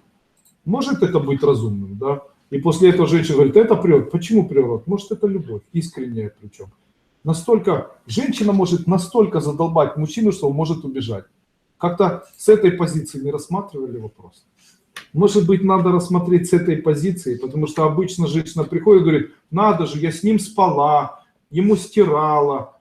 Что ему еще надо было? А то, что утро начиналось, как ты заколебал, у нас вечно чего-то не хватает, во сколько ты приходишь, где ты был все это время, сколько это может продолжаться. Нормальный мужчина, как нормальный мужчина, это какой-то козломордый вердепух и так далее. То есть вот это вот начинается, знаете, и это потом годами длится. При этом там, я сказал, сколько может продолжаться, да задолбал ты, козел и так далее. При этом вот, когда это начинается, то это возможность найти то, к чему можно придраться. Это, помните, я говорил, что невозможность найти ну, очень нужно найти возможность быть интеллигентными в своей семье. Вы не там ругаетесь. Потому что если вы хотите где-то ругаться, ругайтесь на улице. Или ругайтесь там за какой-то там хлеб или там место под солнцем. Находясь на улице, становитесь людям хорошими, добрыми, умными, а когда приходите домой, становитесь невыносимыми, гадкими, резкими, тяжелыми и так далее. Так вот, не зря китайская пословица говорит, что чем белее белая сторона, тем темнее черная. Так вот, я хочу вас ориентировать. Ориентируйтесь на то, чтобы на улице быть не такими, как дома. И старайтесь дома быть не такими, как на улице. Старайтесь дома быть интеллигентными, а на улице уже как придется. Потому что вы на улице становитесь интеллигентными, добрыми, искренними, тонкими. Потом приходите домой и становитесь грубыми, жесткими, жестокими, обижающимися, непрощающими, там, ждущие расправы, вендетты и так далее. Понимаете? И это длится потом годами, десятилетиями и не дает человеку нормальной жизни. Конечно, я мог тем, что женщина придумала, что у мужчины приворот или еще что-то, мог этим разочаровать или обидеть человека. Но вы понимаете, не все сводится только к этому. И очень часто как раз именно к этому не сводится. Поэтому, когда мужчина уходит, то он уходит обычно от женщины. Он уходит от того, что женщина не следит за собой. Он уходит от того, что женщина очень обижается подолгу. Знаете, как много мужчин ушло от женщины к более некрасивой женщине, только потому, что его жена без конца обижалась. Обижалась, молчала, молчала, фыркала, молчала, обижалась, фыркала, молчала. После этого он терпеливо там год-два, потом говорит, так какого мне это надо? Почему? Ну, как бы не гладили кота против шерсти, ему когда-то это надоест однозначно. После этого и живет, а после этого говорит, да сколько может продолжать? Понимаете, именно эти проблемы очень часто являются ключевыми. Очень часто ключевыми вот в семьях. Конечно же, если есть отношения хорошие, если есть доброта, а доброта заключается не в том, чтобы быть добрым и делать так, чтобы по тебе ходили. Доброта заключается в том, чтобы промолчать, когда хочешь съязвить, промолчать, когда хочешь подколоть, промолчать, когда хочешь указать на слабые какие-то элементы, которые есть у человека. Когда ты быть человеком добрым, это значит не орать на ребенка, не воспитывать, не заставлять. Быть добрым, это значит не перевоспитывать, это значит не ковать кадры, это значит не вытаращивать глаза. Быть добрым, это значит быть тем человеком, которому это не свойственно. Понимаете, это называется быть добрым. Рядом с добрым человеком взращивается доброта. А добрый человек, который только не успела себя плохо почувствовать сразу, как в Тюмени у меня была семья знакомая, и вот она идет и кашляет, мы у них в гостях были, она идет, и он на нее смотрит и говорит: я хочу тебе сказать, и чтобы ты запомнила навсегда, в нашей семье больных нет. И это не только по жене. То есть у нее уже прав нету болеть, понятно? То есть она уже будет пилить с утра до ночи. После этого я на это посмотрел, это не мое дело, знаете, тем более воспитывать я никого не хотел, но понял, что это в дальнейшем может быть элементом уже разрыва отношений. Почему? Он, видя слабость, начал в ней эту слабость подчеркивать. Естественно, когда она поправится, он скажет, что у нее полная шея. Естественно, в тот момент, когда она даст слабинку, он обязательно ее уколет в эту слабинку. А это значит быть недобрым человеком. Быть недобрым человеком – это значит мстить. Это значит проявлять вендетту. Это значит без конца выяснять отношения. Это значит помнить подолгу. Я вам могу сказать, что нету ничего более плохого для человека, чем быть злым человеком.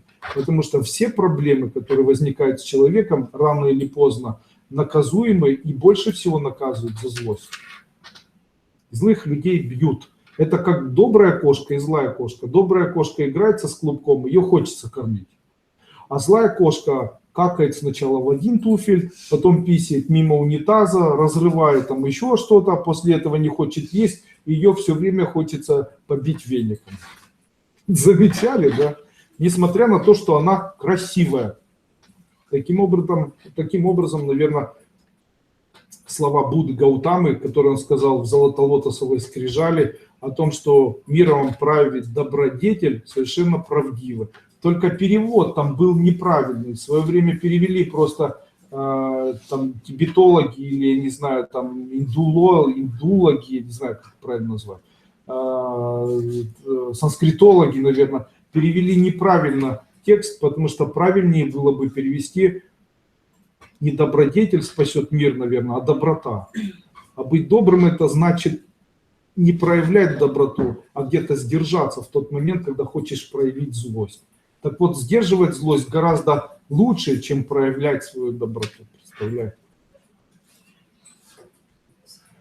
В одном из ваших видео я услышала, что нельзя повязывать нити на руках. А вчера прочитал на сайте школы статью про то, какие нити использовать при определенных заболеваниях. Я честно запуталась. Так можно завязывать нити на запястье рук или нет? Вот если вы читаете что-то на сайте школы Дуйко Гуру, и там подпись написана Андрей Дуйко, то тогда можно завязывать.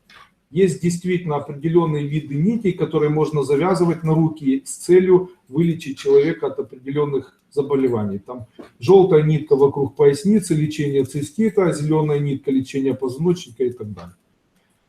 А какие нити нельзя? Вот все остальные нельзя. Я услышала, что нельзя повязывать. А что это вы несколько раз делаете, да? Я понял.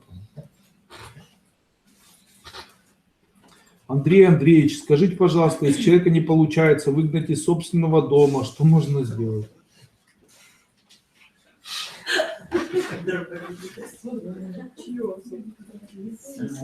Нет, вы неправильно поняли. Она, скорее всего, объяснила это так. У нее есть ее собственный дом, и она не может выгнать человека. Просто вы подумали, что человека из его собственного дома, а на самом деле, видите, и так устроена правда. Оказывается, правда у всех людей абсолютно своя, индивидуальная. Вот если мы одно и то же предложение прочитали, и вы поняли в своей правде, а я понял в своей. Вы представляете, оказывается, у каждого осталась своя правда. Получается, я понял, что из ее собственного дома ее выгоняют, вернее, она не может выгнать из своего собственного дома, а вы подумали, возможно, что чей-то дома она пытается человека выгнать. Видите, у каждого по-своему настроено сознание. Таким образом, что можно сказать о правде? Ребята, вы представляете, правды не существует. Она у каждого трансперсональная. Существуют уровни. Существуют уровни социума, в котором мы находимся. С позиции вот этих социальных уровней, в котором мы находимся, наша правда отличается. Понятно? Таким образом, у каждого правда индивидуальная, связанная с его социальным уровнем. Поэтому, когда вы говорите, я требую правды, знайте, она у каждого будет своя. Ну, что я вам могу сказать? В случае, если человек от вас не уходит, то, скорее всего, ему там хорошо. В случае, если человеку очень хорошо, то нужно сделать так, чтобы ему было нехорошо. Как можно сделать так, чтобы человеку было нехорошо? Могу сказать, начните этого человека обвинять. Вот, дверь не закрыл, сколько ты можешь закрываться, что еще здесь свои туфли положил. Начните обвинять человека, это работает просто на 100%. Обвинения можно писать на стенах, на двери, на подушке, на простыне, знаете, там, серьезно.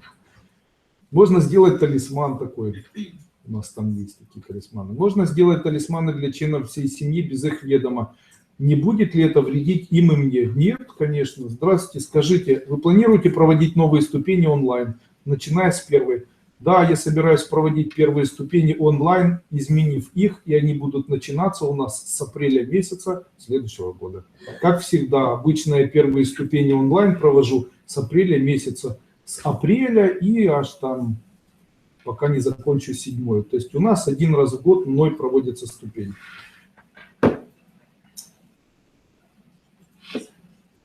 Андрей Андреевич, что можно сделать от того, что постоянно хочется спать? Сонное состояние достало уже. Рассказываю. Оказывается, если вам хочется спать, то это у вас не хватает сатвической энергии.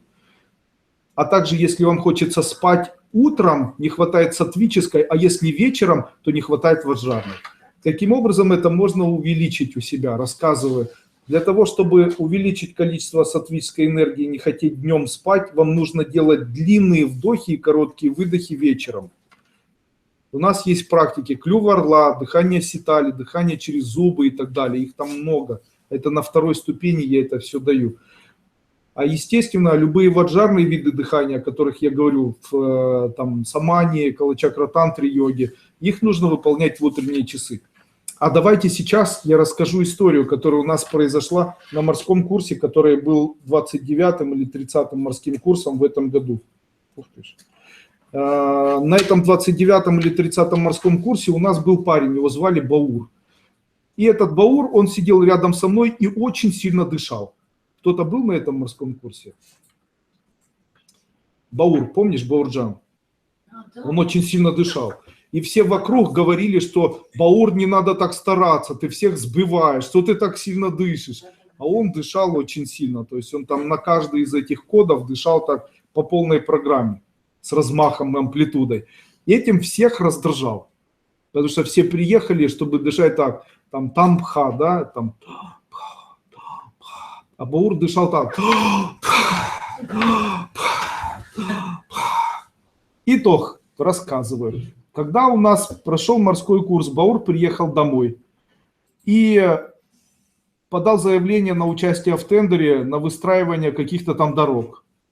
После этого выиграл этот тендер в Казахстане, и ему китайская компания дала в лизинг завод, который может это все делать. И он уже на протяжении месяца купил себе Porsche Cayenne. Что вам сказать? Жизнь устроена так, что кто сильнее старается, тот больше получает. Поэтому тот, кто раздражался, в итоге потерял больше, чем тот, кто дышал по полной программе. Представляете? На Бога надейся, а сам дыши. Таким образом могу сказать, что в действительности данные практики, их нужно выполнять действительно стараясь. Есть здесь люди или присутствуют ли люди здесь, которые проходили систему саман и вместе со мной практиковали саман хотя бы 40 минут или 30 минут по утрам? Сколько времени? Месяц? Я? Да. Это полтора. Полтора месяца. Скажи, можно сказать, что за это время прибавилась энергия? Конечно, ни спать не хочется, ни есть, ничего не хочется. Просто становишься как человек-робот. И утром, и в обед, и вечером всегда полон сил любых. Но попробуй себя заставить утром 40 минут дышать, да? Больше. Больше, да. Тяжко, конечно. Конечно. Для посещения первой ступени необходимо изучить первую ступень? Ну, конечно. Андрей, здрасте. Подскажите, как защитить свое торговое место от людей, которые льют под торговое место? Спасибо. Ученица первой ступени. Могу сказать, что нужно сделать для того, чтобы защитить. Нарисуйте 7 кругов, каждый из... Я нарисую сейчас. Нарисуйте 7 кругов, которые будут последовательно замещены друг в друге. Выглядит так. 1, 2, 3, 4, 5, 6, 7.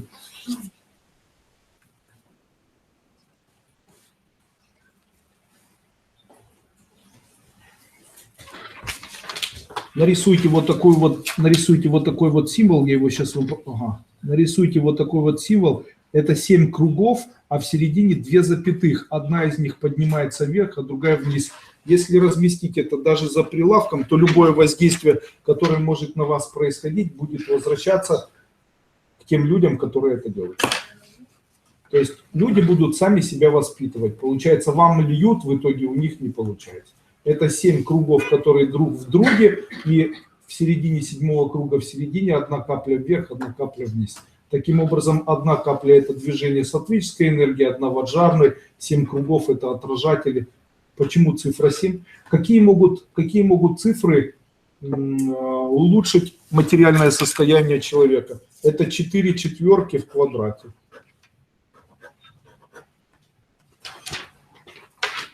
4 четверки в квадрате привлекут в жизнь любовь.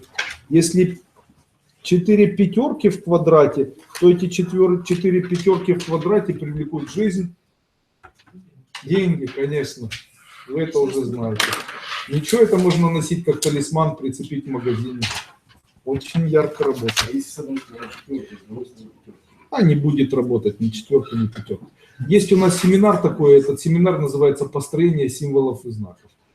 И у нас есть девочка, она хорошие отзывы сделала, видеоотзыв на моей странице ВКонтакте Андрей Дюко. Там девочка написала отзыв о том, как она построила талисман на приобретение себе недвижимости, и на протяжении года ничего не предвещало беды, а недвижимость осталась. Помнишь, да? И она показала свой вот этот талисман. Она говорит, а вот такой получился.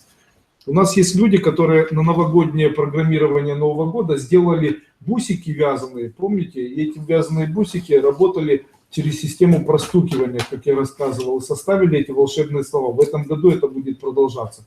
И вы представляете, на протяжении года все вот эти 3 желания или 7 желаний исполнились. Причем самые невероятные. Представляете, вплоть стала артисткой Советского Союза, знаете? То есть самые невероятные. А кто-то делал простукивание на Новый год и делал вот такие четки. И какие желания исполнились? Ну, учитывая то, что я где-то практиковал вот это где-то полгода, может и меньше, то около 3 сбылось. Одно точно сбылось, второе практически уже было. Класс. 2, 3 где-то. Если какие-то дыхательные практики для стройности, прошла первую ступень и делаю все фишки, но хочется усилить это ускорение, спасибо. У нас есть замечательный семинар, он называется «Быстрое похудение». Помните, да? Избавление от ожирения, быстрое похудение. Там я говорю о философии, я говорю о том, что есть философия худых людей. То есть, когда человек кушает или садится кушать, он говорит себе, пища это не важно. Допустим. Почему? Там много вот таких моментов есть, о которых я рассказываю, которые вызывают у человека улыбку, но в случае, если их применять, очень хорошо работает. Есть Андрей Невзоров из Харькова, и он просто применял нарисование с саншайна. Он рисовал символ, букву «Н», как я показывал, на своем животе. Делал это стабильно утром и вечером на протяжении нескольких месяцев. За это время похудел на 17 килограмм. Живот ушел. Живот ушел, да. А у нас есть Виктория, вчера, которая мне поросенка подарила. Как ее фамилия? Баева, да, Вика Баева. Вот Вика Баева, получается, применяет системы Sunshine и применяя систему из быстрого похудения, потеряла за 2 или 3 месяца 25 килограмм. 6 ступеней. А? И 6 И 6 ступеней прошла, скоро замуж выйдет. Андрей Андреевич, будет ли шум, с помощью которого взрослым можно избавиться от картавости?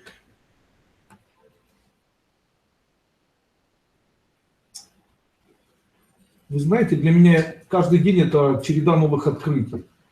Я раньше думал, что при помощи гипноза у человека нельзя убрать неврологические заболевания. То есть я думал, что гипноз не может помочь человеку избавиться от неврологии или там системной неврологии, там абсансов, там дерганий, каких-то судорожных проявлений. Я ошибался. Оказывается, можно убирать у некоторых людей, причем так достаточно эффективно. Ну и от чего это зависит? Наверное, даже не от гипнабельности человека, а это зависит от каких-то, наверное, внутренних особенностей или каких-то качеств.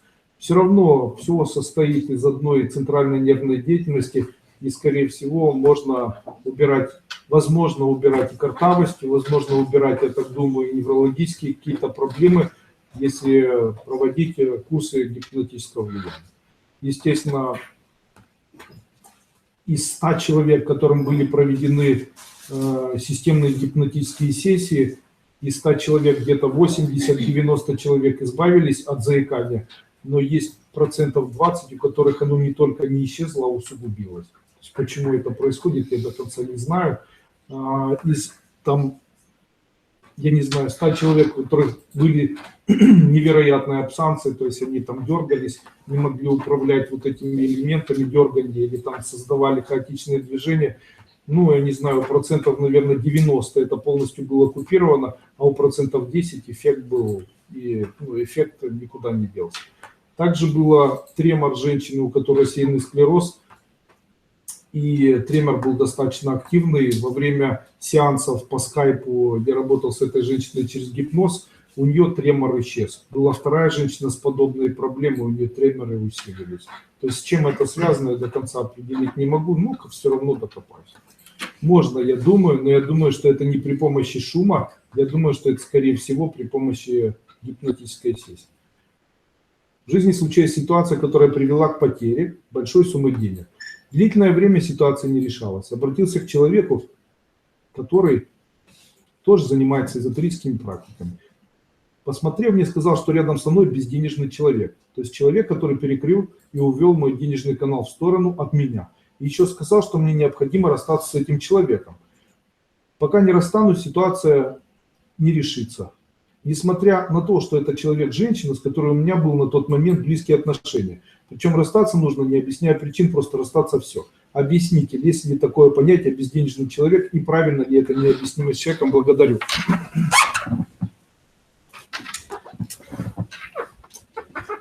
Если человек видит проблему и видит ее, прям видит эту проблему, то тогда он должен иметь возможность и решение этой проблемы. А теперь такая ситуация. Мужчина любит эту женщину, женщина надеется на него, он ее выгоняет, а проблема безденежья не решается. Нет, гипотетически, да. Скажите, это подорвет отношения между этой мужчиной и женщиной? Она, наверное, не вернется к нему, наверное, уже никогда, если он без объяснения. Возможно, она строила планы, думала об этом мужчине, что-то хотела от него и после этого выгонит. То есть, получается, тот, кто посоветовал, ответственности не несет. И здесь получается, а если не прокатит, а? Нет, серьезно, а если женщину выгнали и после этого денег не прибавилось, то тогда как в этом случае быть? Существует ли понятие безденежный человек? Нет. Существует понятие, которое звучит так. Если вы живете с женщиной, и она мечтает о том, что у вас будет Мерседес, то он 100% у вас появится. А когда она будет мечтать? Когда она будет вас обожать. А из чего это будет формироваться? Из хороших отношений будет формироваться. Когда мужчина не говорит, что у меня устала рука, и тебя гладить вечером не буду, пошла нах. На 3 слонах. И она не будет говорить, что там все уже заколебало, там не будет выяснять отношения, никто не будет там кого-то дразнить, воспитывать, не будет без конца обвинять, не будет говорить, ты воняешь, твои ногти грязные, сколько можно быть такой толстой и так далее. Понимаете, да? Конечно, когда живешь рядом с каким-то человеком, который постоянно будет тебе говорить гадости, то после этого она мечтать не будет, а он не будет хотеть делать. А вот когда женщина искренне обожает и видит в своем мужчине божество, то у него как из неба формируется все. Я вам скажу так, если женщина мечтает о чужих руках рядом со своим мужем, то тогда, скорее всего, у мужа как можно быстрее появятся чужие ноги. Понятно? Поэтому я могу сказать, что те мечты, которые идут по отношению к мужчине у вашей женщины, это то, что у вас произойдет, как у мужчин, на 100%. Конечно, когда женщина не любит мужчину, когда женщина вам не доверяет, когда человек постоянно на всем жмется, когда человек не может создать процесс доверия, когда человек без конца в плохом настроении, когда человек без конца пытается выяснять отношения, какие деньги будут, алло? О ком она будет мечтать? Понимаете, в каких деньгах? Я понимаю свою жену, она каждый вечер мечтает о том, что у меня скоро будет Мерседес, понимаете? Где ездить на Мерседес? Ученик школы Кайлас 3 ступени Андрей Андреевич, шумы по накоплению пси-энергии могут заменить естественное накопление энергии? Могут. Шумы по накоплению психической энергии могут у человека увеличить психическую энергию. Итак,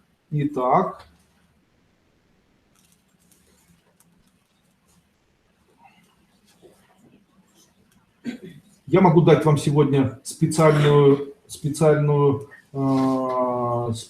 заклинание, которое может помочь вам до следующей недели привлечь жизнь в материальное благополучие. Как с ним работать? Берете четки, ох, какие четки большие. Берете четки и 108 раз, это я специально принес янтарные дорогие четки, мне их подарили ученики школы, вы представляете? Спасибо, дорогие ученики школы. Как их носить? Их надо в 2 оборота. О, супер. Берете 108 бусинок, а вообще по-правильному можно не так много. Итак, и читайте в чистом пространстве, читайте круг четок, вот ту словесную мантру, которую я сейчас вам дам. Чем отличаются мантры от вот этих заклинаний? Мантры от заклинаний отличаются тем, что в мантрах есть упоминание божества, и это настраивает сначала на божество, а потом на энергию, как бы на канал. А здесь прямое подключение к каналу через вот эти слоги. Здесь нет ни упоминаний божества. Я вам могу сказать, что ни одно из слов, которые есть в заклинании, не соответствует ничему, что есть в каком-либо языке. То есть есть слово, допустим, «I'm» – это слово думать или мечтать на иврите. Или слово «шиши» – это «да-да» на китайском и «пятница» на иврите, понимаете? То есть в разных языках, возможно, будут эти слога, и, возможно, а шиши – это еще и маленькие гроши на русском языке, да? То есть, возможно, вот эти слова или слоги, они будут что-то напоминать, на самом деле они ничего не будут обозначать. Вы их просто читаете, они будут работать гораздо мощнее, если вы являетесь учениками школы Кайлас. Если вы не являетесь учениками школы Кайлас, они все равно будут работать. Итак, давайте я сегодня дам. Что значит чистое пространство? А? Что значит чистое пространство? Проходите первую ступень, я там рассказываю о том, как чистить пространство. Итак, что-нибудь сейчас найду.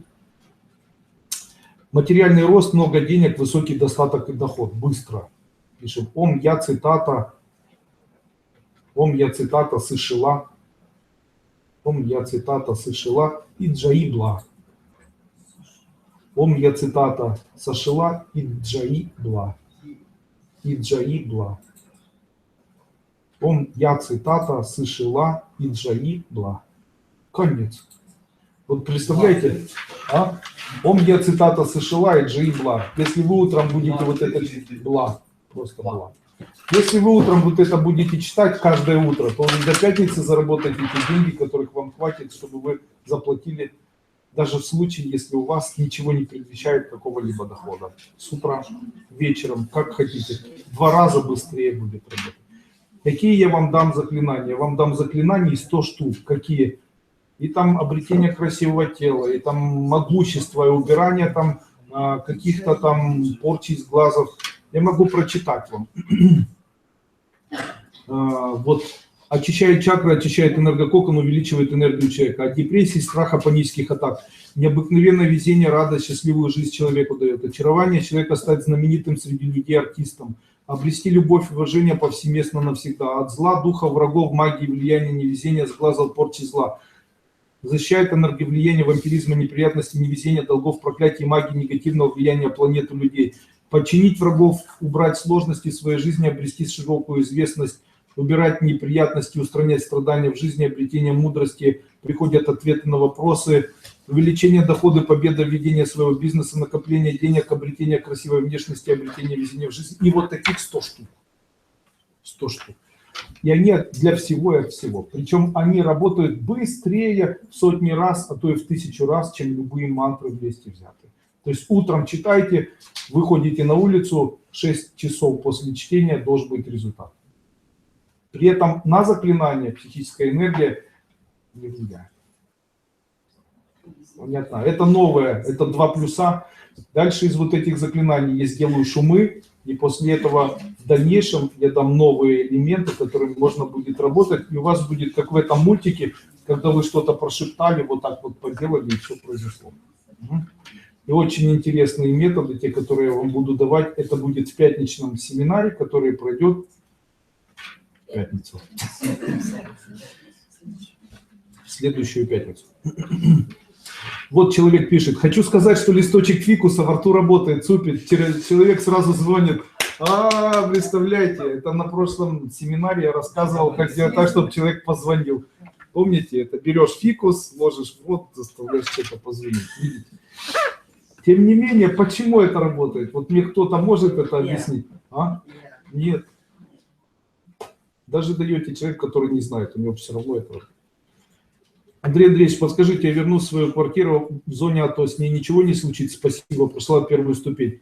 Да, вы вернетесь, но это будет очень не скоро.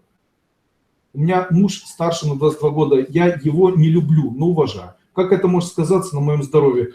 На здоровье не может сказаться на здоровье. На здоровье может сказаться, если между вами есть интимные отношения. Скорее всего, это будет проявляться в виде молочницы, каких-то вот таких проявлений. Женщина не любит мужчину, и обычно, если вот Бог хочет людей между собой разорвать, а их отношения целиком связаны только на интимных отношениях, то вот в такой семье появляются проблемы у мужчины и женщины, связанные с половыми органами. То есть, чтобы разорвать отношения. То есть, они не находят ничего, чтобы быть вместе, и им дают вот такие проблемы, которые связаны именно с таким. Обычно, когда мужчина и женщина нашли нужного себе мужчину и женщину, то тогда нет никаких проблем ни там, ни с деньгами, как-то все растет, все до кучи, и материально увеличивается. Вообще материальное в этом случае обычно в семье лакмусовая бумажка правильных отношений.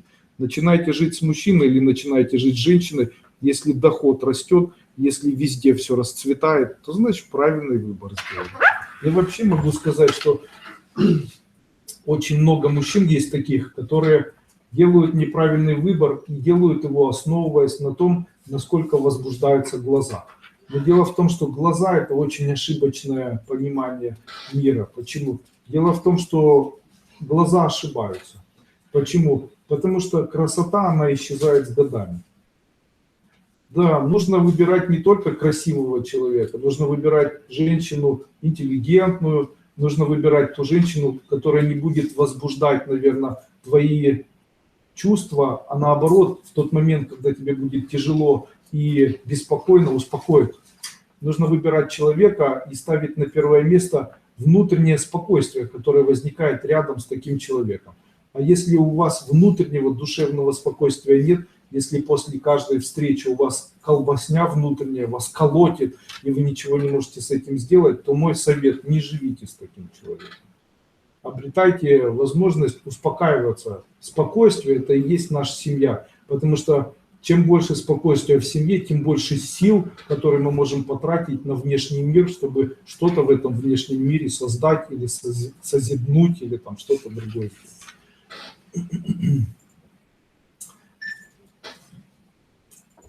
Очень хорошие слова были написаны на одном из видеообращений моих, которые я проводил во время каких-то одного из очередных вебинаров. Там человек написал о том, что я совершенно не умею разговаривать, и мне нужно обучаться разговаривать. Почему я не делаю этого специально? Дело в том, что у меня была принципиальная идея быть не таким человеком, который будет как все.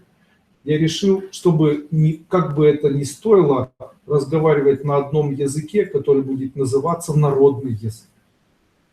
Я пытаюсь разговаривать на том языке, на котором разговаривает большинство людей. Я пытаюсь быть понятным, я пытаюсь разговаривать так, как будет понятно большинству людей. Я пытаюсь не создавать какие-то иллюзорные формы, пытаюсь создавать какую-то конкретику, четкие инструкции и создавать какие-то четкие применимые методы. Как лечить липомы? Не сейчас. Самодельные четкие подойдут? Подойдут. Невезение в отношении и деньги тут зарабатываются. Что брать? Успешное замужество, суммы, первую ступень выравнивания судьбы. Рассказываю. Для того, чтобы начать изменять свою жизнь, нужно обязательно начать с прохождения философии нашей школы. Прохождение философии нашей школы – это базовая, ключевая система такая, которая есть только при прохождении первой ступени школы Кайлас. Пройдя первую ступень школы Кайлас, после этого можно покупать шумы, после этого нужно покупать другие семинары и чем-либо заниматься. Я вам скажу так, прохождение первой ступени – это не столько эзотерика, сколько философия. В этой философии я рассказываю о том, как можно, какие бывают рычаги или какие бывают методы быстрого изменения своего внутреннего состояния. То есть разозлился, как быстро успокоиться, хочешь отомстить, как от этого отключиться, хочешь чувствовать радость, как сделать так, чтобы это все быстро проявлялось. То есть я даю вот эти рычаги. И многие люди, когда проходят первую ступень, заканчивают ее в состоянии эйфории, им кажется, что жизнь мгновенно поменялась и ничего не произойдет. Почему? Потому что жизнь поменялась у меня давно, когда я эту первую ступень придумал и после этого написал. И живу по этой первой ступени по сегодняшний день. Я могу сказать, что я ни разу об этом не пожалел. А вот человек, который только к этому прикоснулся, и глядя на человека успешного, радостного, с хорошей семьей, он начинает думать, что надо же, я все это послушал, а теперь я буду так жить. А это не так. Потому что для того, чтобы так жить, эту философию недостаточно услышать, ее нужно принять. А вот как запомнить это все? Как запомнить и как в какой-то момент найти в себе вот эти духовные силы для того, чтобы не подколоть, или для того, чтобы не гавкнуть на кого-то, или для того, чтобы не быть где-то жестоким, понимаете, как найти вот эти духовные силы. Как человек чувствует себя, когда он начинает духовно расти? Нас ничего не начинает раздражать. Вообще ничего не раздражает, ничего не бесит, никак. Понимаете, что бы ни происходило. То есть кто-то чавкает, не раздражает. Кто-то там тупит, не раздражает. Кто-то нервничает, не раздражает. То есть человек на пути к духовному росту доходит до такого элемента, что он не раздражается. То есть он спокоен, его это не раздражает, его это ни внутри не раздражает, ни внешне не раздражает. Не раздражают ужасы жизни, не раздражают плохие лица, не раздражают там чьи-то высказывания. То есть это не бесит, не раздражает, ничего не выводит его. Помните, я говорил на первой ступени, из состояния внутреннего комфорта. Таким образом, зона комфорта расширяется, и амплитуды и колебания затухают просто вот в таком широком состоянии внутреннего позитива. Что может помочь человеку накапливать психическую энергию? На первое место нужно поставить практику улыбки, которую я даю на первой ступени. Помните, улыбнись тому внутренним органам и так далее. На второе место нужно ставить все-таки гармонизацию своего энергетического кокона через свои чакры по принципу Хоче. Это когда вдыхаешь во вторую, выдыхаешь в третью, потом в четвертую и так далее. Это на первой ступени важный элемент. Использование ритуальной защиты, о которой я говорю, Айм Хридая Намах Ом Клим Шрай Сваха, которая дает человеку еще один барьер для того, чтобы не чувствовать оскорбления в свой адрес, как бы пропуская чужие колкие слова, которые уже не так впечатляют, а также люди перестают вам завидовать и на вас обижаться.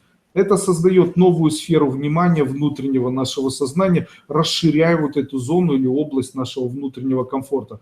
Также целые части вот этих философских доктрин, которые связаны с энергией денег, с отношениями, с мировосприятием, с отношением к близким людям. И это все создается при помощи прохождения и принятия философских взглядов первой ступени школы Кайлас.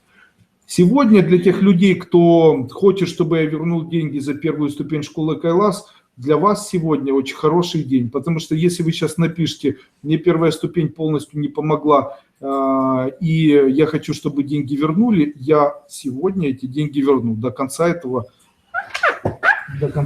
занятия. Придется его никогда не заканчивать. Лилия Шахульдинова. Ученица школы Андрей Андреевич, на морские курсы вы посоветовали поменять фамилию. Была фамилия мужа, с которым развелись, Шайхуддинова. А теперь хочу на Ахметова, фамилия бабушки по отцу. Есть вариант Хасанова. Что лучше? Выбирайте Ахметова. Хорошая фамилия. Из всех самая лучшая, запоминается легко. Энергия звучит хорошая. Дочь давно живет в Испании, не может найти работу. Будет ли работать в будущем? Возраст до 30 лет. Из-за этого не могу заводить детей. Есть ли на ней порча? Потому что деньги заработанные уходят как песок.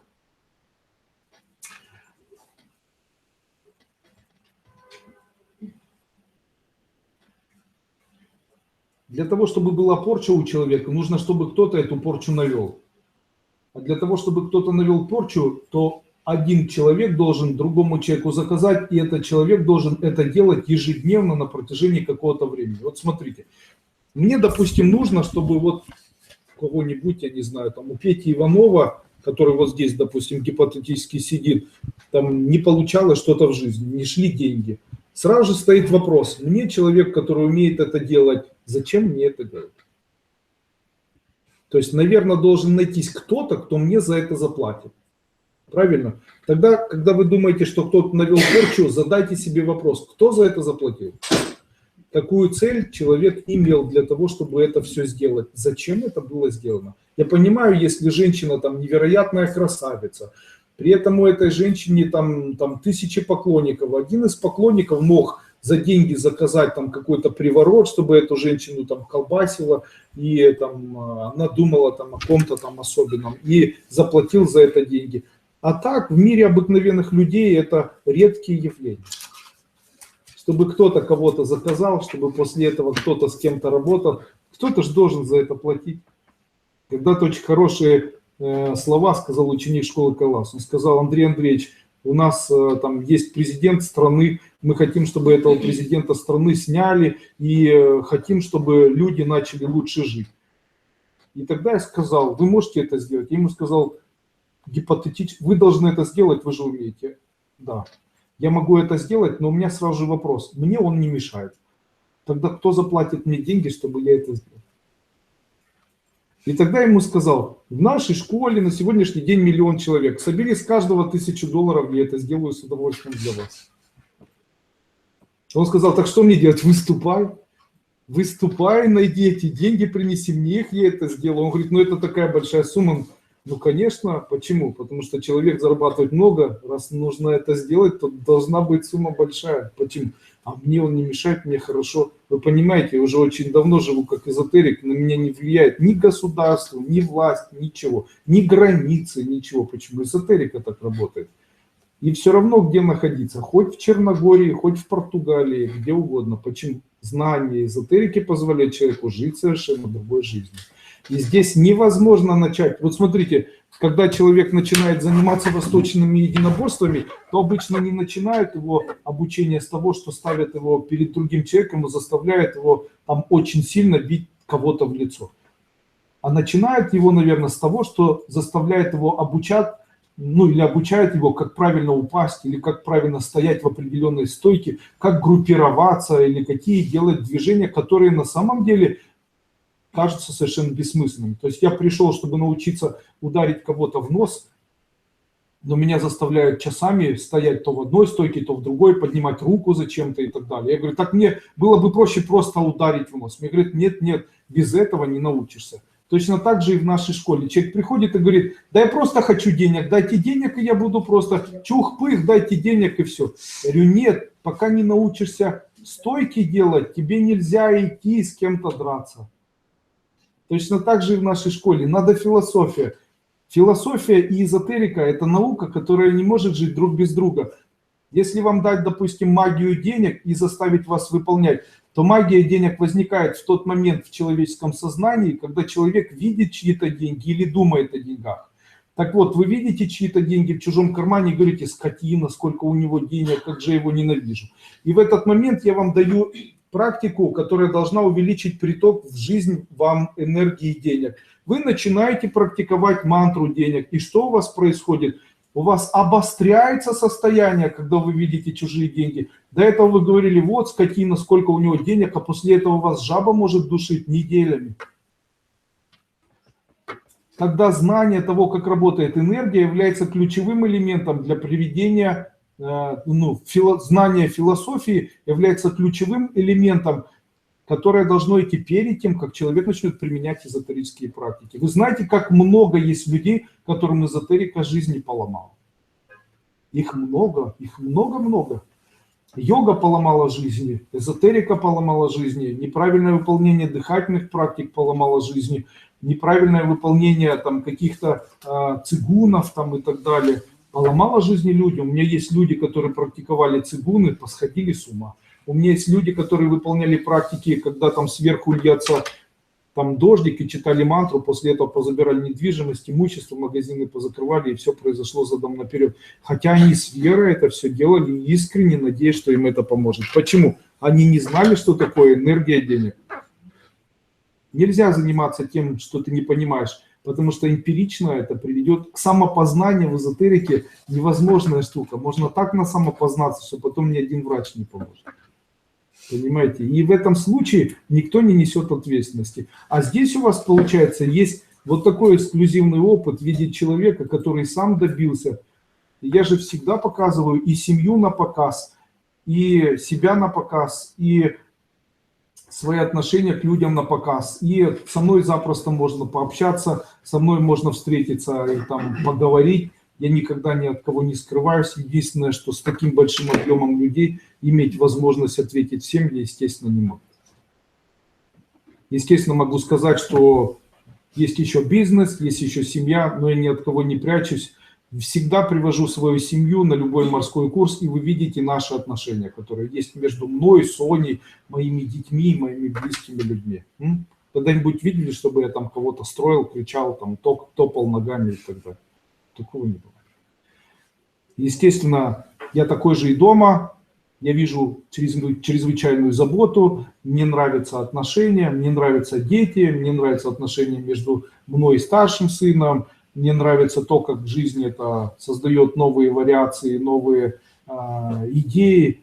И это наслаждение этой жизни. Понимаете? Нет уже такого варианта, когда я хочу покупаю, хочу не покупаю. Почему? Уже хочу не покупаю отсутствует. То есть хочу, конец. Понимаете? И так в жизни во всем. То есть просто хочется и делается.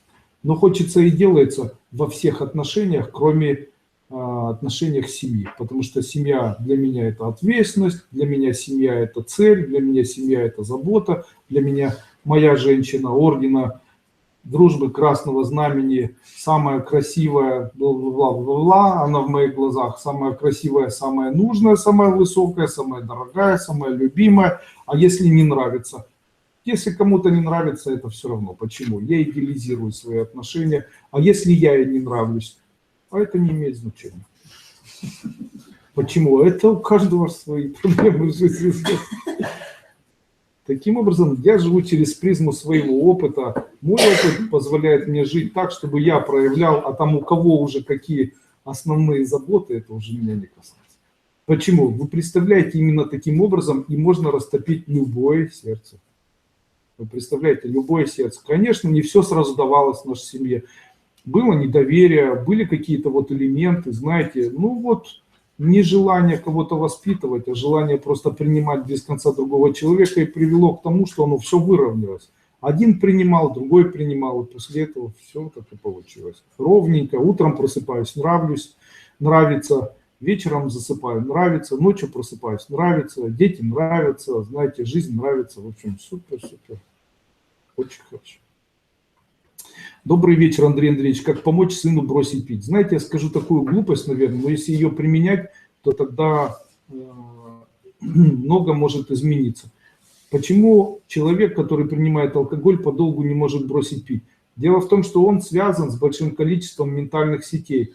Такое большое количество людей знает, что он выпивает, что это мешает ему быть другим. Представляете? До того момента, пока такое большое количество людей знает, что он выпивает, и эти люди сочувствуют, сострадают или просто знают, изменений не произойдет. Может ли он бросить пить? Может. Должен найтись такой человек, как я, который оторвет ему эти ментальные сети и зашьет ему энергетический кокон. Но такой человек, как я, за это возьмет $1000. Не представляете? Не у всех есть деньги. А бросить пить, и можете ли вы в этом ему помочь?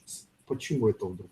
Возможно, он из-за вас пьет, потому что вы очень большому количеству людей рассказали о том, что он у вас выпивает.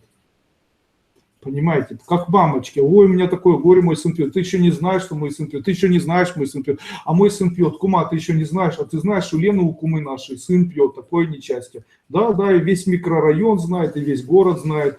Ты еще не знаешь, что он вообще алкоголик и пьющий. Его мама даже знает об этом. Знаете. И после этого такое количество людей знает, и такое количество сетей ментальных, которые навязаны вокруг человека, что у него нет права не пить. Он уже не хочет, идет и пьет.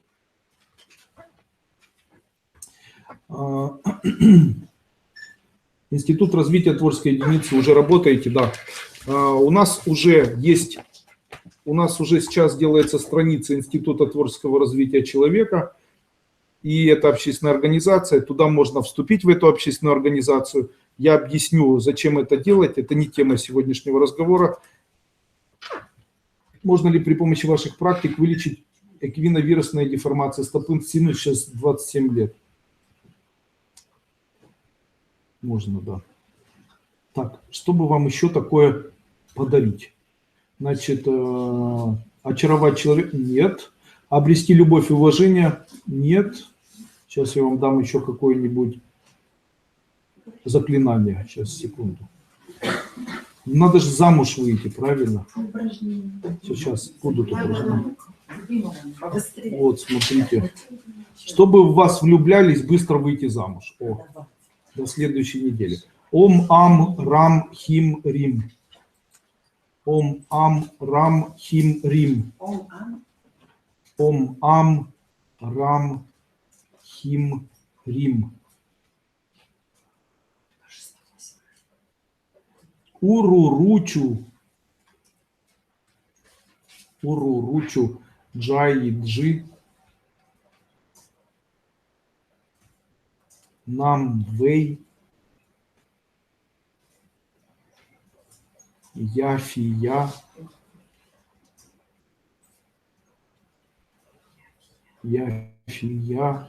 гала, щиха,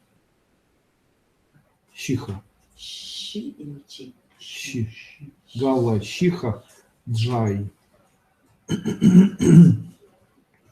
Ом ам рам хим рим. Уруручу джайджи, нам вей, яфия, гала, щиха, джай.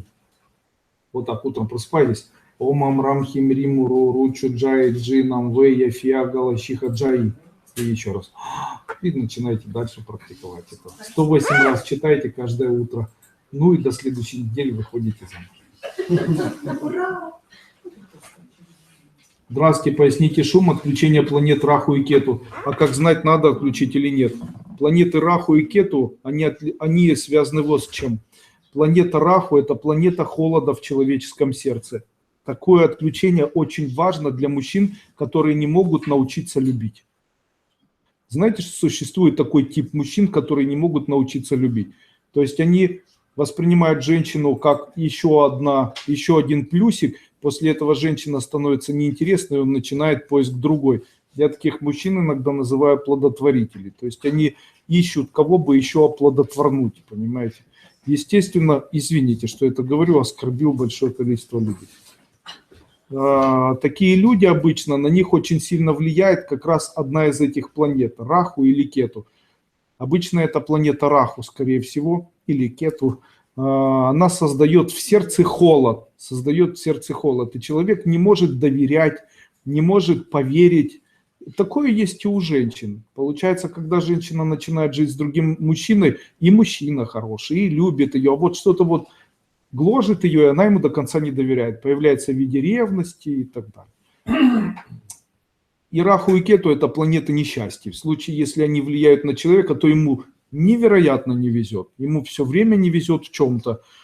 Если планеты эти влияют одновременно, то у человека появляется безденежье, проявляется это в виде, если одна из этих планет имеет больше влияния, у человека появляется замерзание, у него все время холодные конечности, ему все время холодно, в жизни не везет, он все время голоден, при этом есть ему не хочется. Такие люди обычно это люди, которые склонны к дребезжанию, нежеланию ничего делать. Грубо планета Раху – это планета страха, грубо планета Кету – это планета лени. Таким образом, если у вас много лени, то это одна из этих планет действует на вас. Конечно, это надо каждому человеку. Отключение от планет Раху и Кету позволит вам быть более целостными людьми и рассчитывать, наверное, на свои собственные внутренние ресурсы и свои собственные силы. Андрей Андреевич, а сейчас говорят, детей Дауна в этом году родилось. С чем это может быть связано? Ну, это может быть... Дело в том, что такую статистику никто не ведет. Я могу сказать вам обратное. Дело в том, что в последнее время наши дети, они стали более осмысленными и быстрыми. Их сознание работает быстро, они более осмысленные, они более импульсивны. Знаете, я могу сказать о том, что сознание увеличило свой ресурс, и оно стало более сконцентрированным и быстрым. Когда я учился в школе, то у нас считалось, что тот, кто хорошо учится, тот идиот. Да, и не было престижа учиться, не было престижа там заниматься хорошо, это никто не воспринимал. И обычно крутили у виска одноклассники, если кто-то хорошо заканчивал школу и говорит, что попало, там, зачем, там, для галочки. И очень сейчас можно даже поспорить, насколько те, кто учился хорошо, действительно учились хорошо, а не просто писали красиво в тетрадь. То есть могу сказать, что за знаниями никто не двигался, так как знания как таковые в процессе обучения, может быть, где-то даже не присутствуют. Могу сказать, что сейчас есть популярность и гиперпопулярность получения знаний среди молодежи. Они с удовольствием изучают английский язык. Когда я учил английский язык или немецкий, то у нас это было неинтересно. То есть его изучать никто не хотел, никому это было неинтересно. Сейчас они с легкостью изучают, и я могу вам сказать, что изучают с самого-самого раннего возраста. То есть вот сейчас у меня ребенку 1,5 года, самая любимая песня это A, B, C, D, E, F, G, понимаете. То есть вот это у ребенка любимая песня, ей включаешь этот мультик, она смотрит его, ей нравится там листать книжки, представляете. Второму ребенку, которому полгода, она просто листает эти книжки, ее там кормят. То есть у них уже запрограммированное восприятие новой информации, они от этого начинают получать удовольствие. Вы знаете, раньше люди получали удовольствие от того, чтобы найти себе приключения и с кем-то переспать или с кем-то выпить. Сейчас удовольствие уже начинают получать от того, что есть информация или ее нет. Вы представляете, оказывается, от новой информации можно радоваться, получать удовольствие, как от вполне осознанного элемента радости и удовольствия. Вы представляете, от этой информации уже начинают получать радость и удовольствие. И наши дети рождены с более ярким сознанием. Вы знаете, что вот новые дети, которые сейчас рождаются, они более добрые, чем те дети, которые были еще несколько лет назад. Почему? Как ни странно, жизнь становится лучше. Да, наша жизнь становится лучше, это связано с тем, что многое сейчас делает чипы, интернет и компьютеризация. Пройдет какое-то время, начнут делать из воды там, гидроген, водород, будут заправлять, найдут батарейки, которые будут в телефоне на одной зарядке работать 5-6 лет. Понимаете, это все запустят Wi-Fi систему, которая покроет весь мир Wi-Fi, и всем будут с каждой точки мира свободно пользоваться там, социальными сетями и там, чем угодно. Вы понимаете, эти изменения, они тянут за собой большое количество психической энергии, которая будет формироваться и реализовываться через состояние разума и сознания. Сейчас уже нельзя манипулировать человеком, манипулировать чувствами чужими, чтобы кто-то через эти чувства побежал домой и принес деньги. То есть раньше можно было прийти и сказать, а мы построим новый завод, он будет весь мусор полить, наши дети проживут счастливо, давайте скинемся по $1000. После этого все домой прибежали с трясущимися руками, отдали кому-то эти $1000, и человек от этого счастлив. Раньше это было возможно. То есть говорили какие-то идеи, эти идеи вдохновляли людей, готовы были положить свою жизнь ради какой-то фееричной, эфемерной модели какого-то счастья, которому, возможно, когда-то должно было произойти. И человек в это верил, на это покупался, и после этого это им манипулировало. Сейчас таких людей нет. Почему начали страны разрушаться? Потому что модели социального управления перестали воздействовать, потому что люди не верят. Потому что они не верят в большое, красивое будущее, они хотят сейчас. Их уже нельзя вдохновить идеологическими структурами там, коммунизма, идеологии социализма или там какого-то яркого, красивого будущего. Они хотят это потрогать. Им нужно это на сегодня. Они не хотят, а завтра у вас будет много. Вот завтра будет завтра. Они хотят лучше чуть-чуть, но сегодня, чем много когда-нибудь потом. Понимаете? Это говорит о том, что мы уже перестали жить через призму чувств. Та эпоха, которая жила раньше, она была эпохой чувств. Людьми манипулировали и чувства ставили на первое место. То есть хорошо играешь на балалайке, хорошо играешь на гитаре, можешь стихи рассказывать, при этом очень чувственно о чем-то говоришь. Вот будешь там партийным каким-нибудь лидером, там, вожаком комсомольской организации или еще чем-то. А если ты не умеешь создавать чувства, не умеешь играть и создавать чувства, не умеешь разговаривать, то тогда за тобой никто не пойдет. А потом в какой-то момент весь мир перешел в эпоху Водолея, а эпоха Водолея ознаменовалась победой разума над чувствами. И теперь люди просто не хотят верить в социальные модели манипуляции, которыми раньше пользовались вот такие манипулятивные структуры, которыми были наше общество, наших социальных строев, в которых мы жили. Мы уже не верим в том, что кто-то построит яркое солнечное будущее для кого-то там и так далее. Нас уже не возбуждает слово коммунизм, социализм. Мы начали жить через призму разума. Естественно, чем выше становится разум человека, тем меньше ему приходится работать физически. Понятно? Поэтому я могу вам сказать, что со временем физический труд полностью исчезнет. Людям не нужно будет физически работать, доказательство этому. Генетические модификации рядом продуктов питания, которые растут сами по себе, даже с гербицидами, там, с пестицидами, еще с чем-то. Конечно, мне нужно сказать, но это же вредно. Нет, это не вредно, потому что наше тело, наше сознание все мутирует и все будет приспособленчески изменяться под те виды продуктов питания, которыми мы будем в дальнейшем питаться. Андрей Андреевич, добрый день. Высылаете ли ВТФ в Нью-Йорк? И будет ли в записи этот вебинар? Да, в записи вебинар будет. Я свои вебинары выставляю, их никогда не стираю. На сегодняшний день в интернете есть около 600 моих вебинаров по 3 часа. Таким образом, можно сказать об альтруизме моем. На протяжении последних 6 лет я выпустил около 600 вебинаров бесплатных по 3 часа. Давайте теперь посчитаем время, которое я потратил, и посчитаем, сколько получает адвокат. Итак, давайте посчитаем. 600 умножим на 3 часа, и у нас получится 1800 часов. Средний юрист на сегодняшний день получает $30 за час. Давайте теперь умножим. 1018 часов, 1008... А? Нет, больше. Да. Нет, 540 тысяч. Итого, получается, я дал этому миру своих собственных денег $540 тысяч США. Теперь скажите, являюсь ли я альтруистом и делаю я что-то для внешнего мира? Ну, возможно. Вы представляете, ведь это, по идее, может посчитаться как бесплатная консультация, которая дается уже на протяжении 6 лет и выпущена в большом количестве. Вы представляете?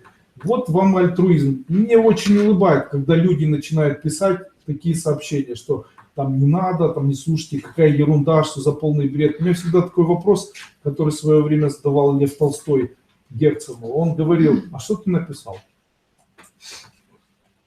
Знаете эту историю? В свое время Герцен написал статью «Пасквиль» о Льве Толстом. И после этого специальные нехорошие люди или хорошие, неизвестно, они между собой столкнули Льва Толстого и вот этого Герцена. И после этого Герцен при людях начал говорить о том, что вот неправильно формирование речи, слога, процесса самой книги, там, «Война и мир», там, усложнило, и там, зачем вы это все делали и так далее. То есть написал Пасквиль. После этого сказал, ну и что же мне ответил Лев Николаевич? Ну что тот ответил, а сам-то ты что написал? Я-то хоть «Войну и мир» написал, ты что написал? Ну так вот ты сначала напиши, а потом уже начинай о чем-то говорить. Потому что когда ты сам ничего не умеешь написать, и после этого твоя идея только создать процесс обсуждения этого всего, то даже обсуждать нечего. Почему? Я никогда не буду обсуждать Аллу Пугачеву. Почему? Потому что сам я петь не умею. Вот если бы у меня было столько же песен, сколько Аллы Пугачевой, и столько же поклонников, как Аллы Пугачевой, то, возможно, после этого я бы имел возможность ей что-то сказать. А так, что мне говорить, если я не знаю, как нужно петь? Если у нее столько поклонников, тогда это хорошо, возможно, это кому-то нравится. Оскорбляя ее, я, наверное, автоматически могу оскорбить одновременно сразу такое большое количество людей в виде такого огромного количества людей-поклонников. Правильно? Я обычно говорю такие слова. Нельзя оскорблять народ, потому что если ты оскорбишь народ, то ты автоматически оскорбляешь или проклинаешь всю свою семью в нескольких поколениях. Поэтому те политики, которые в свое время сказали, что народ Украины какашки, или пишут о том, что народ России там какие-то там фашисты и так далее, эти люди совершают очень большие ошибки. Они автоматически проклинают свой род через призму проклятия большого количества людей. Итак, я заплачу Юлии Гоменюк, Одесса, помогите. Пишите мне в Skype, а также пишите мне ВКонтакте. Итак, сегодняшний вебинар у нас назывался «Вебинар ни о чем». Я хочу вам сказать о том, что вебинар этот планировался в виде сангая. Я хотел вместе с вами подышать. Также хотел показать практики, как почистить пространство и так далее. Но, к сожалению, у нас этого не вышло, потому что у нас снова все было посвящено эзотерическим темам и философии нашей школы, а также встречи с дорогим товарищем Андреем Андреевичем, это мной. Могу сказать, что мне тоже очень нравятся наши встречи. Хочу пригласить всех людей, которые участвуют в партнерской программе, на воскресное проведение партнерского вебинара, который у нас пройдет в 12 часов в воскресенье. В 12 часов в воскресенье всех партнеров партнерской программы я приглашаю на мой очередной бесплатный вебинар по партнерской программе. Пройти на него можно по ссылке вот в эту вебинарную комнату, здесь он и будет проходить. В 12 часов я жду вас вот в этой вебинарной комнате, просто запомните, как в нее войти. Зайти в вебинарную комнату можно, зайдя на наш сайт duiko.guru.webinары-школы, или найдите вебинары и перейдите там в 12 часов дня.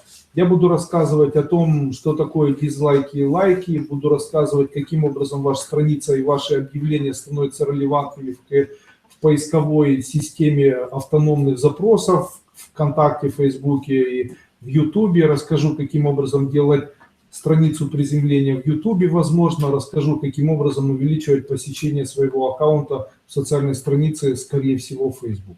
Также объясню, что такое таргетированное проплачивание своих поисковых запросов, и объясню, что такое мета-идеи, мета-цели при продвижении своей ссылки, своей партнерской программы. Кому интересно, рекомендую присутствовать.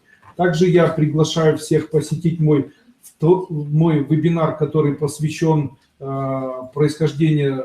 посвящен лечению заболеваний при помощи препаратов «Тибетская формула». У нас будет очень интересный вебинар во вторник. Я буду рассказывать о заболеваниях венозной системы, а также буду рассказывать о новых препаратах. Это ниациновая кислота. И буду рассказывать о коэнзиме Q10, новом препарате нашей компании. Также расскажу, как это совмещать с апирабином и лечить у себя такие тяжелейшие заболевания, как автоиммунная красноволчанка, ревматоидный полиартрит, а также атрофия, дистония и так далее. Также расскажу, какие у нас есть новые методы, как можно использовать наши препараты компании «Тибетская формула» в ходе омоложения себя и улучшения общего физического состояния. Могу сказать, что в свое время своей целью организация общественного направления общественной деятельности, которая организовывалась в виде сначала эзотерической школы Кайлас, а сейчас уже в виде общественной организации Центр творческой единицы человека, организовывалась с целью создать альтернативное мировосприятие в социуме, которое позволит людям жить немножечко в другом формате, который я для себя назвал форматом неиндийской адвайты. Что это такое? Есть, допустим, человек, который... Вот, допустим, у меня семья. Мы живем в семье, у меня живет дочь и живет жена. Моя дочь ведет себя как-то не так. И после этого моя жена подходит ко мне и говорит: ты должен воспитать дочь и должен ее выругать. После этого дочь подходит и говорит: наша мама неадекватная, ты должен ее воспитать и ее выругать. Скажите, чью из их позиций я должен занять? Давайте я отвечу. Если я займу позиции жены, то тогда я автоматически буду против дочери. А если я займу позицию дочери, то я буду автоматически против позиции жены. Тогда единственная возможная для меня позиция – это позиция нейтралитета, или я это по-другому называю адвайтой. Таким образом, целью моей деятельности, наверное, в социальном мире, это деятельность, которая должна быть посвящена обучению вот такой вот недвойственности, адвайте или проживанию в том мире, в котором человек может заиметь еще и третье качество неразделения. То есть он не за войну, не против войны, а в каком он состоянии, ему все равно. Почему? Потому что если ты участвуешь, ты подкидываешь огонь. Если не участвуешь, то занимаешь позицию против тех, кто участвует. Таким образом, мы можем занять позицию адвайта и быть ни с кем. Понимаете? Как говорят в Украине, моя хата с краю, ничего не знаю. Да? То есть это адвайтическая структура. Почему я этим начал делать? На это натолкнули меня определенные, даже не философские воззрения, а там, наверное, убеждения тех людей, которые указали на определенные элементы. Итак, элемент номер один. Элемент номер один – это был элемент, который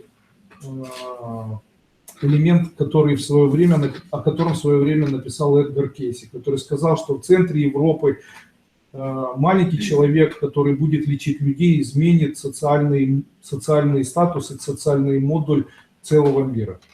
Второй человек – это Ванга, которая в свое время говорила о том, что в стране, в которой будет скипетр Бога и который будет иметь два первых знака буддизма, появится человек, который изменит большое количество людей. Скипетр Бога – это символ Шивы, который есть на нашем символе Украины, а также два знака буддизма – это голубое и синее, которые соответствуют символу буддизма, семицветному знамени буддизма. Из них первые два знамя – это синий и желтый, как символ чистого духовного сознания в виде золотой энергии ваджарного плана, саттвической ваджарной энергии. Естественно, я могу сказать, что с самого детства я понимал, что мне придется заниматься именно такой деятельностью. Я четко для себя понимаю, в какую сторону я шевелюсь и зачем я это все делаю. И для меня не важно, читаю я эти семинары или в дальнейшем я не читаю, и кто-то это узнает и каким-то образом передает. Для меня очень важно, чтобы люди сохранили свою популяцию, чтобы люди в дальнейшем жили так, чтобы не занимали позиции за одних против других. Почему? Существует еще и третий тип мира или третий тип жизни. Это когда человек не занимает ничью позицию и не является ни для кого врагом. Потому что весь мир сейчас устроен таким образом, чтобы одни люди занимали позицию одних, будучи против других. Таким образом, весь мир устроен по принципу противоположностей, то бишь врагов, а люди могут жить мирно. Так вот, когда есть мир, и когда все люди могут жить так, чтобы не быть никем врагами, в этот момент и возможен диалог. В этот момент только можно спасать социум, спасать популяцию социума. В этот момент можно говорить об экологии, в этот момент можно говорить о здравом смысле, пока нет войны.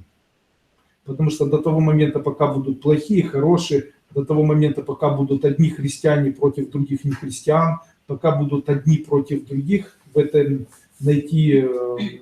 этом социуме найти точку консенсуса будет невозможно.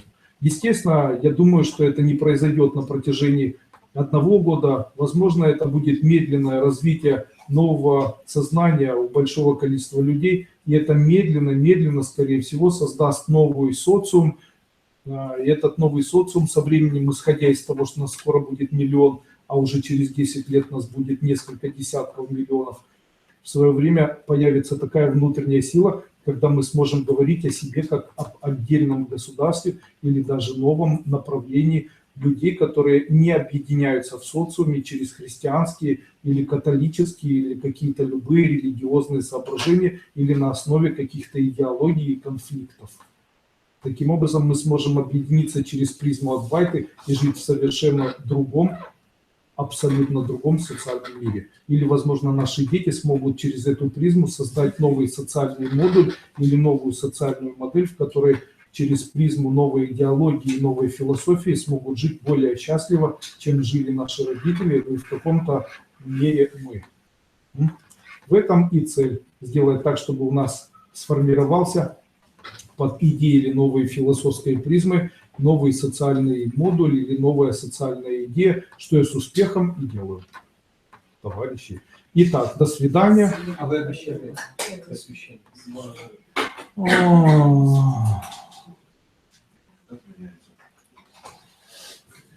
Я не знаю, что произошло с нами, с мужем в жизни. Он имел хорошую работу, хорошую заработную плату, нам даже удалось сделать ремонт, а вот после этого капитального ремонта изменилось все. Мужа понизили в должности, доход упал, денег не хватает. Я тоже работаю. В чем причина такого переворота в нашей жизни? Нужно ремонт делать для себя. Для себя, а не для людей. Вот смотрите, покупаешь машину для людей, у тебя ее забирают. Вот смотрите, сегодня там машину BMW поставили, и поставили ее поперек дороги, чтобы все видели, какой модный человек приехал. Так вот, все увидят до того момента, когда он выйдет, и этой машины не будет. Почему? Он покупал ее для людей.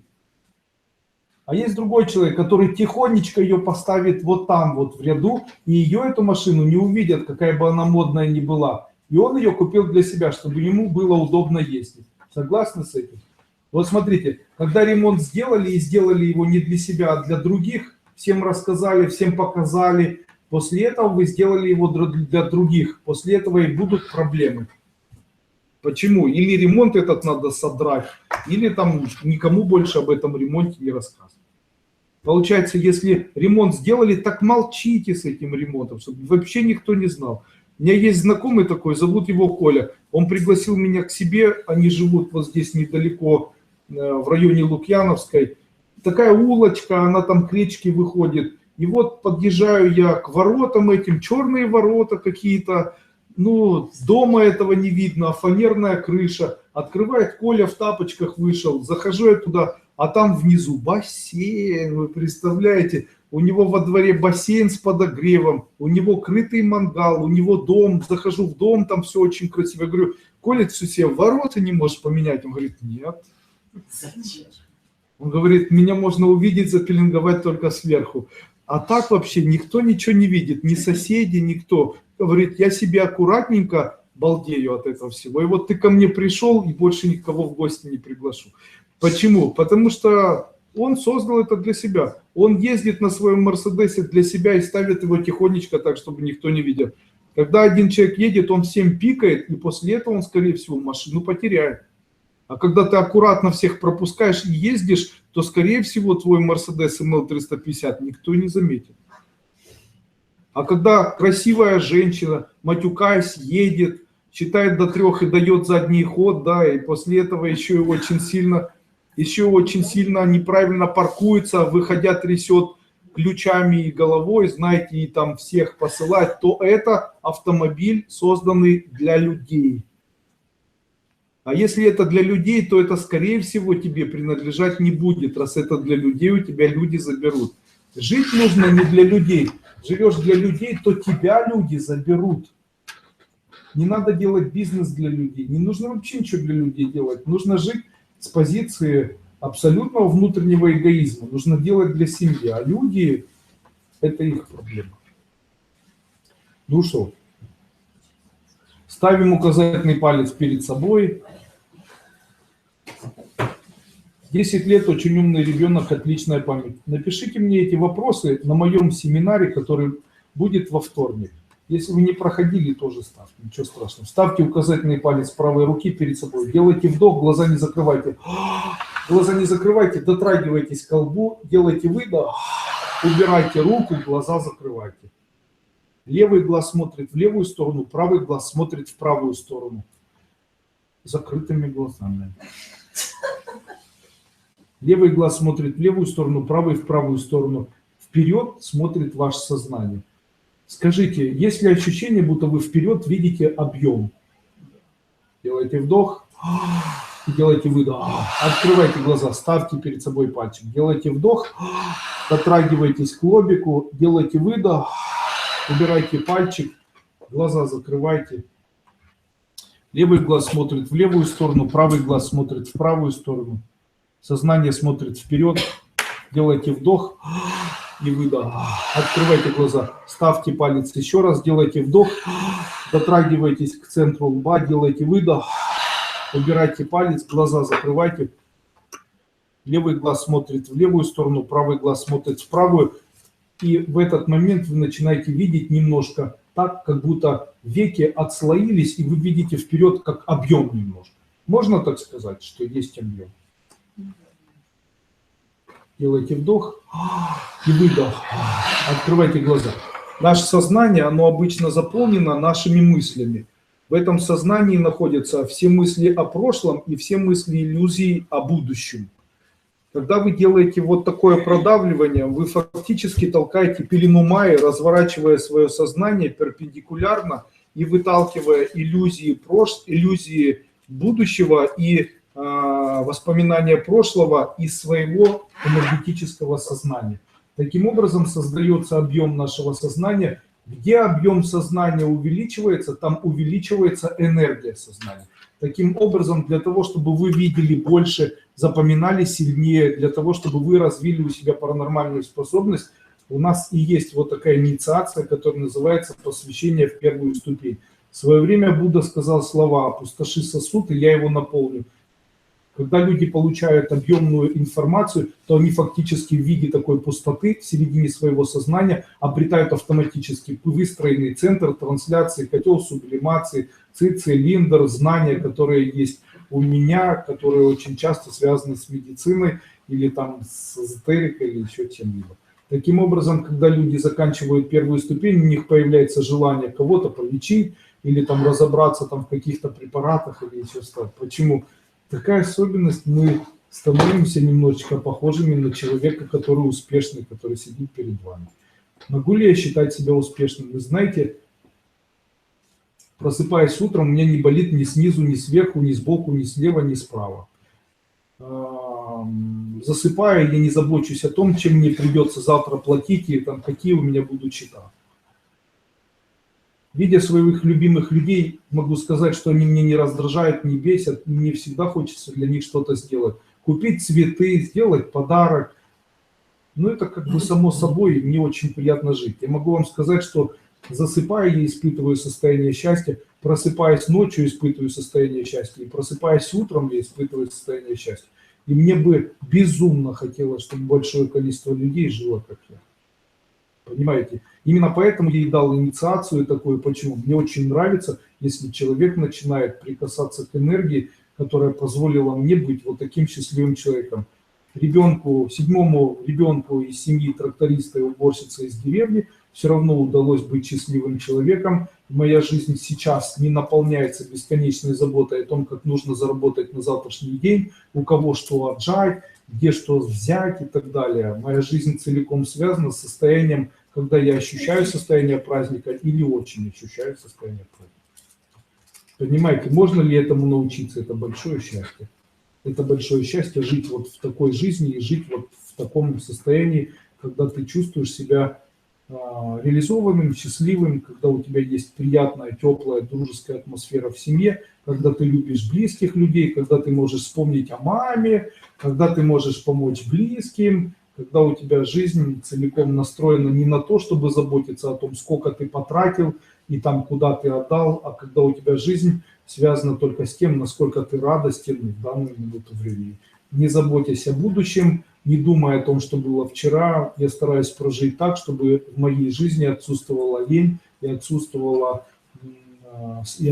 страх. Каждый день я не удовлетворен жизнью. Почему? Потому что я считаю, что любое удовлетворение моей жизнью заставляет меня прийти к тому, что будет застой. Таким образом, я ставлю себе планку каждый раз выше и выше и стараюсь хотеть немножко больше, чем было в каждом предыдущем дне.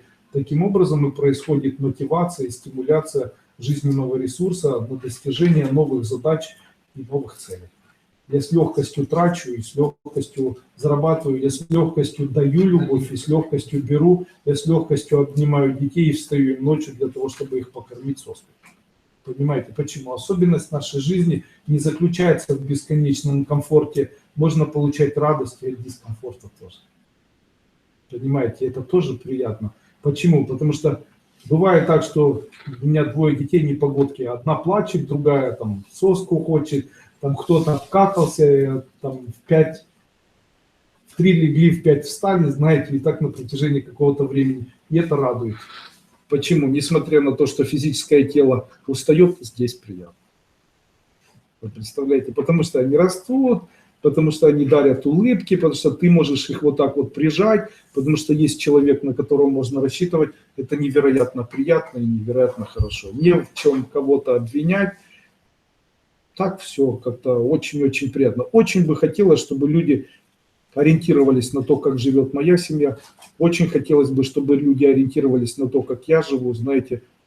Очень бы хотелось, чтобы большинство людей все-таки получило вот эту инициацию и прямую передачу, в которой появится хоть небольшое количество желания как-то изменять свою жизнь, к чему-то стремиться и убирать у себя вот эти страхи, бесконечное обвинение себя в чем-то, ковыряние и так далее. Не ковыряюсь, не думаю, не вспоминаю, не парит. Вообще. Почему? Некогда. Почему? Я вам могу сказать, чем отличается бедный человек от богатого. Бедный человек – это тот человек, у кого очень много свободного времени, а богатый человек – это тот человек, у которого его нет. Почему? Потому что все свободное время идет на самообразование или на получение удовольствия, или на проведение жизни в своей семье. Некогда. Таким образом, не бывает ни панических атак, ни депрессивных эпизодов, ничего. Почему? Некогда. Почему? Некогда об этом думать, все время чем-то занят. Поэтому лучшее средство от панических атак и депрессивных эпизодов – что?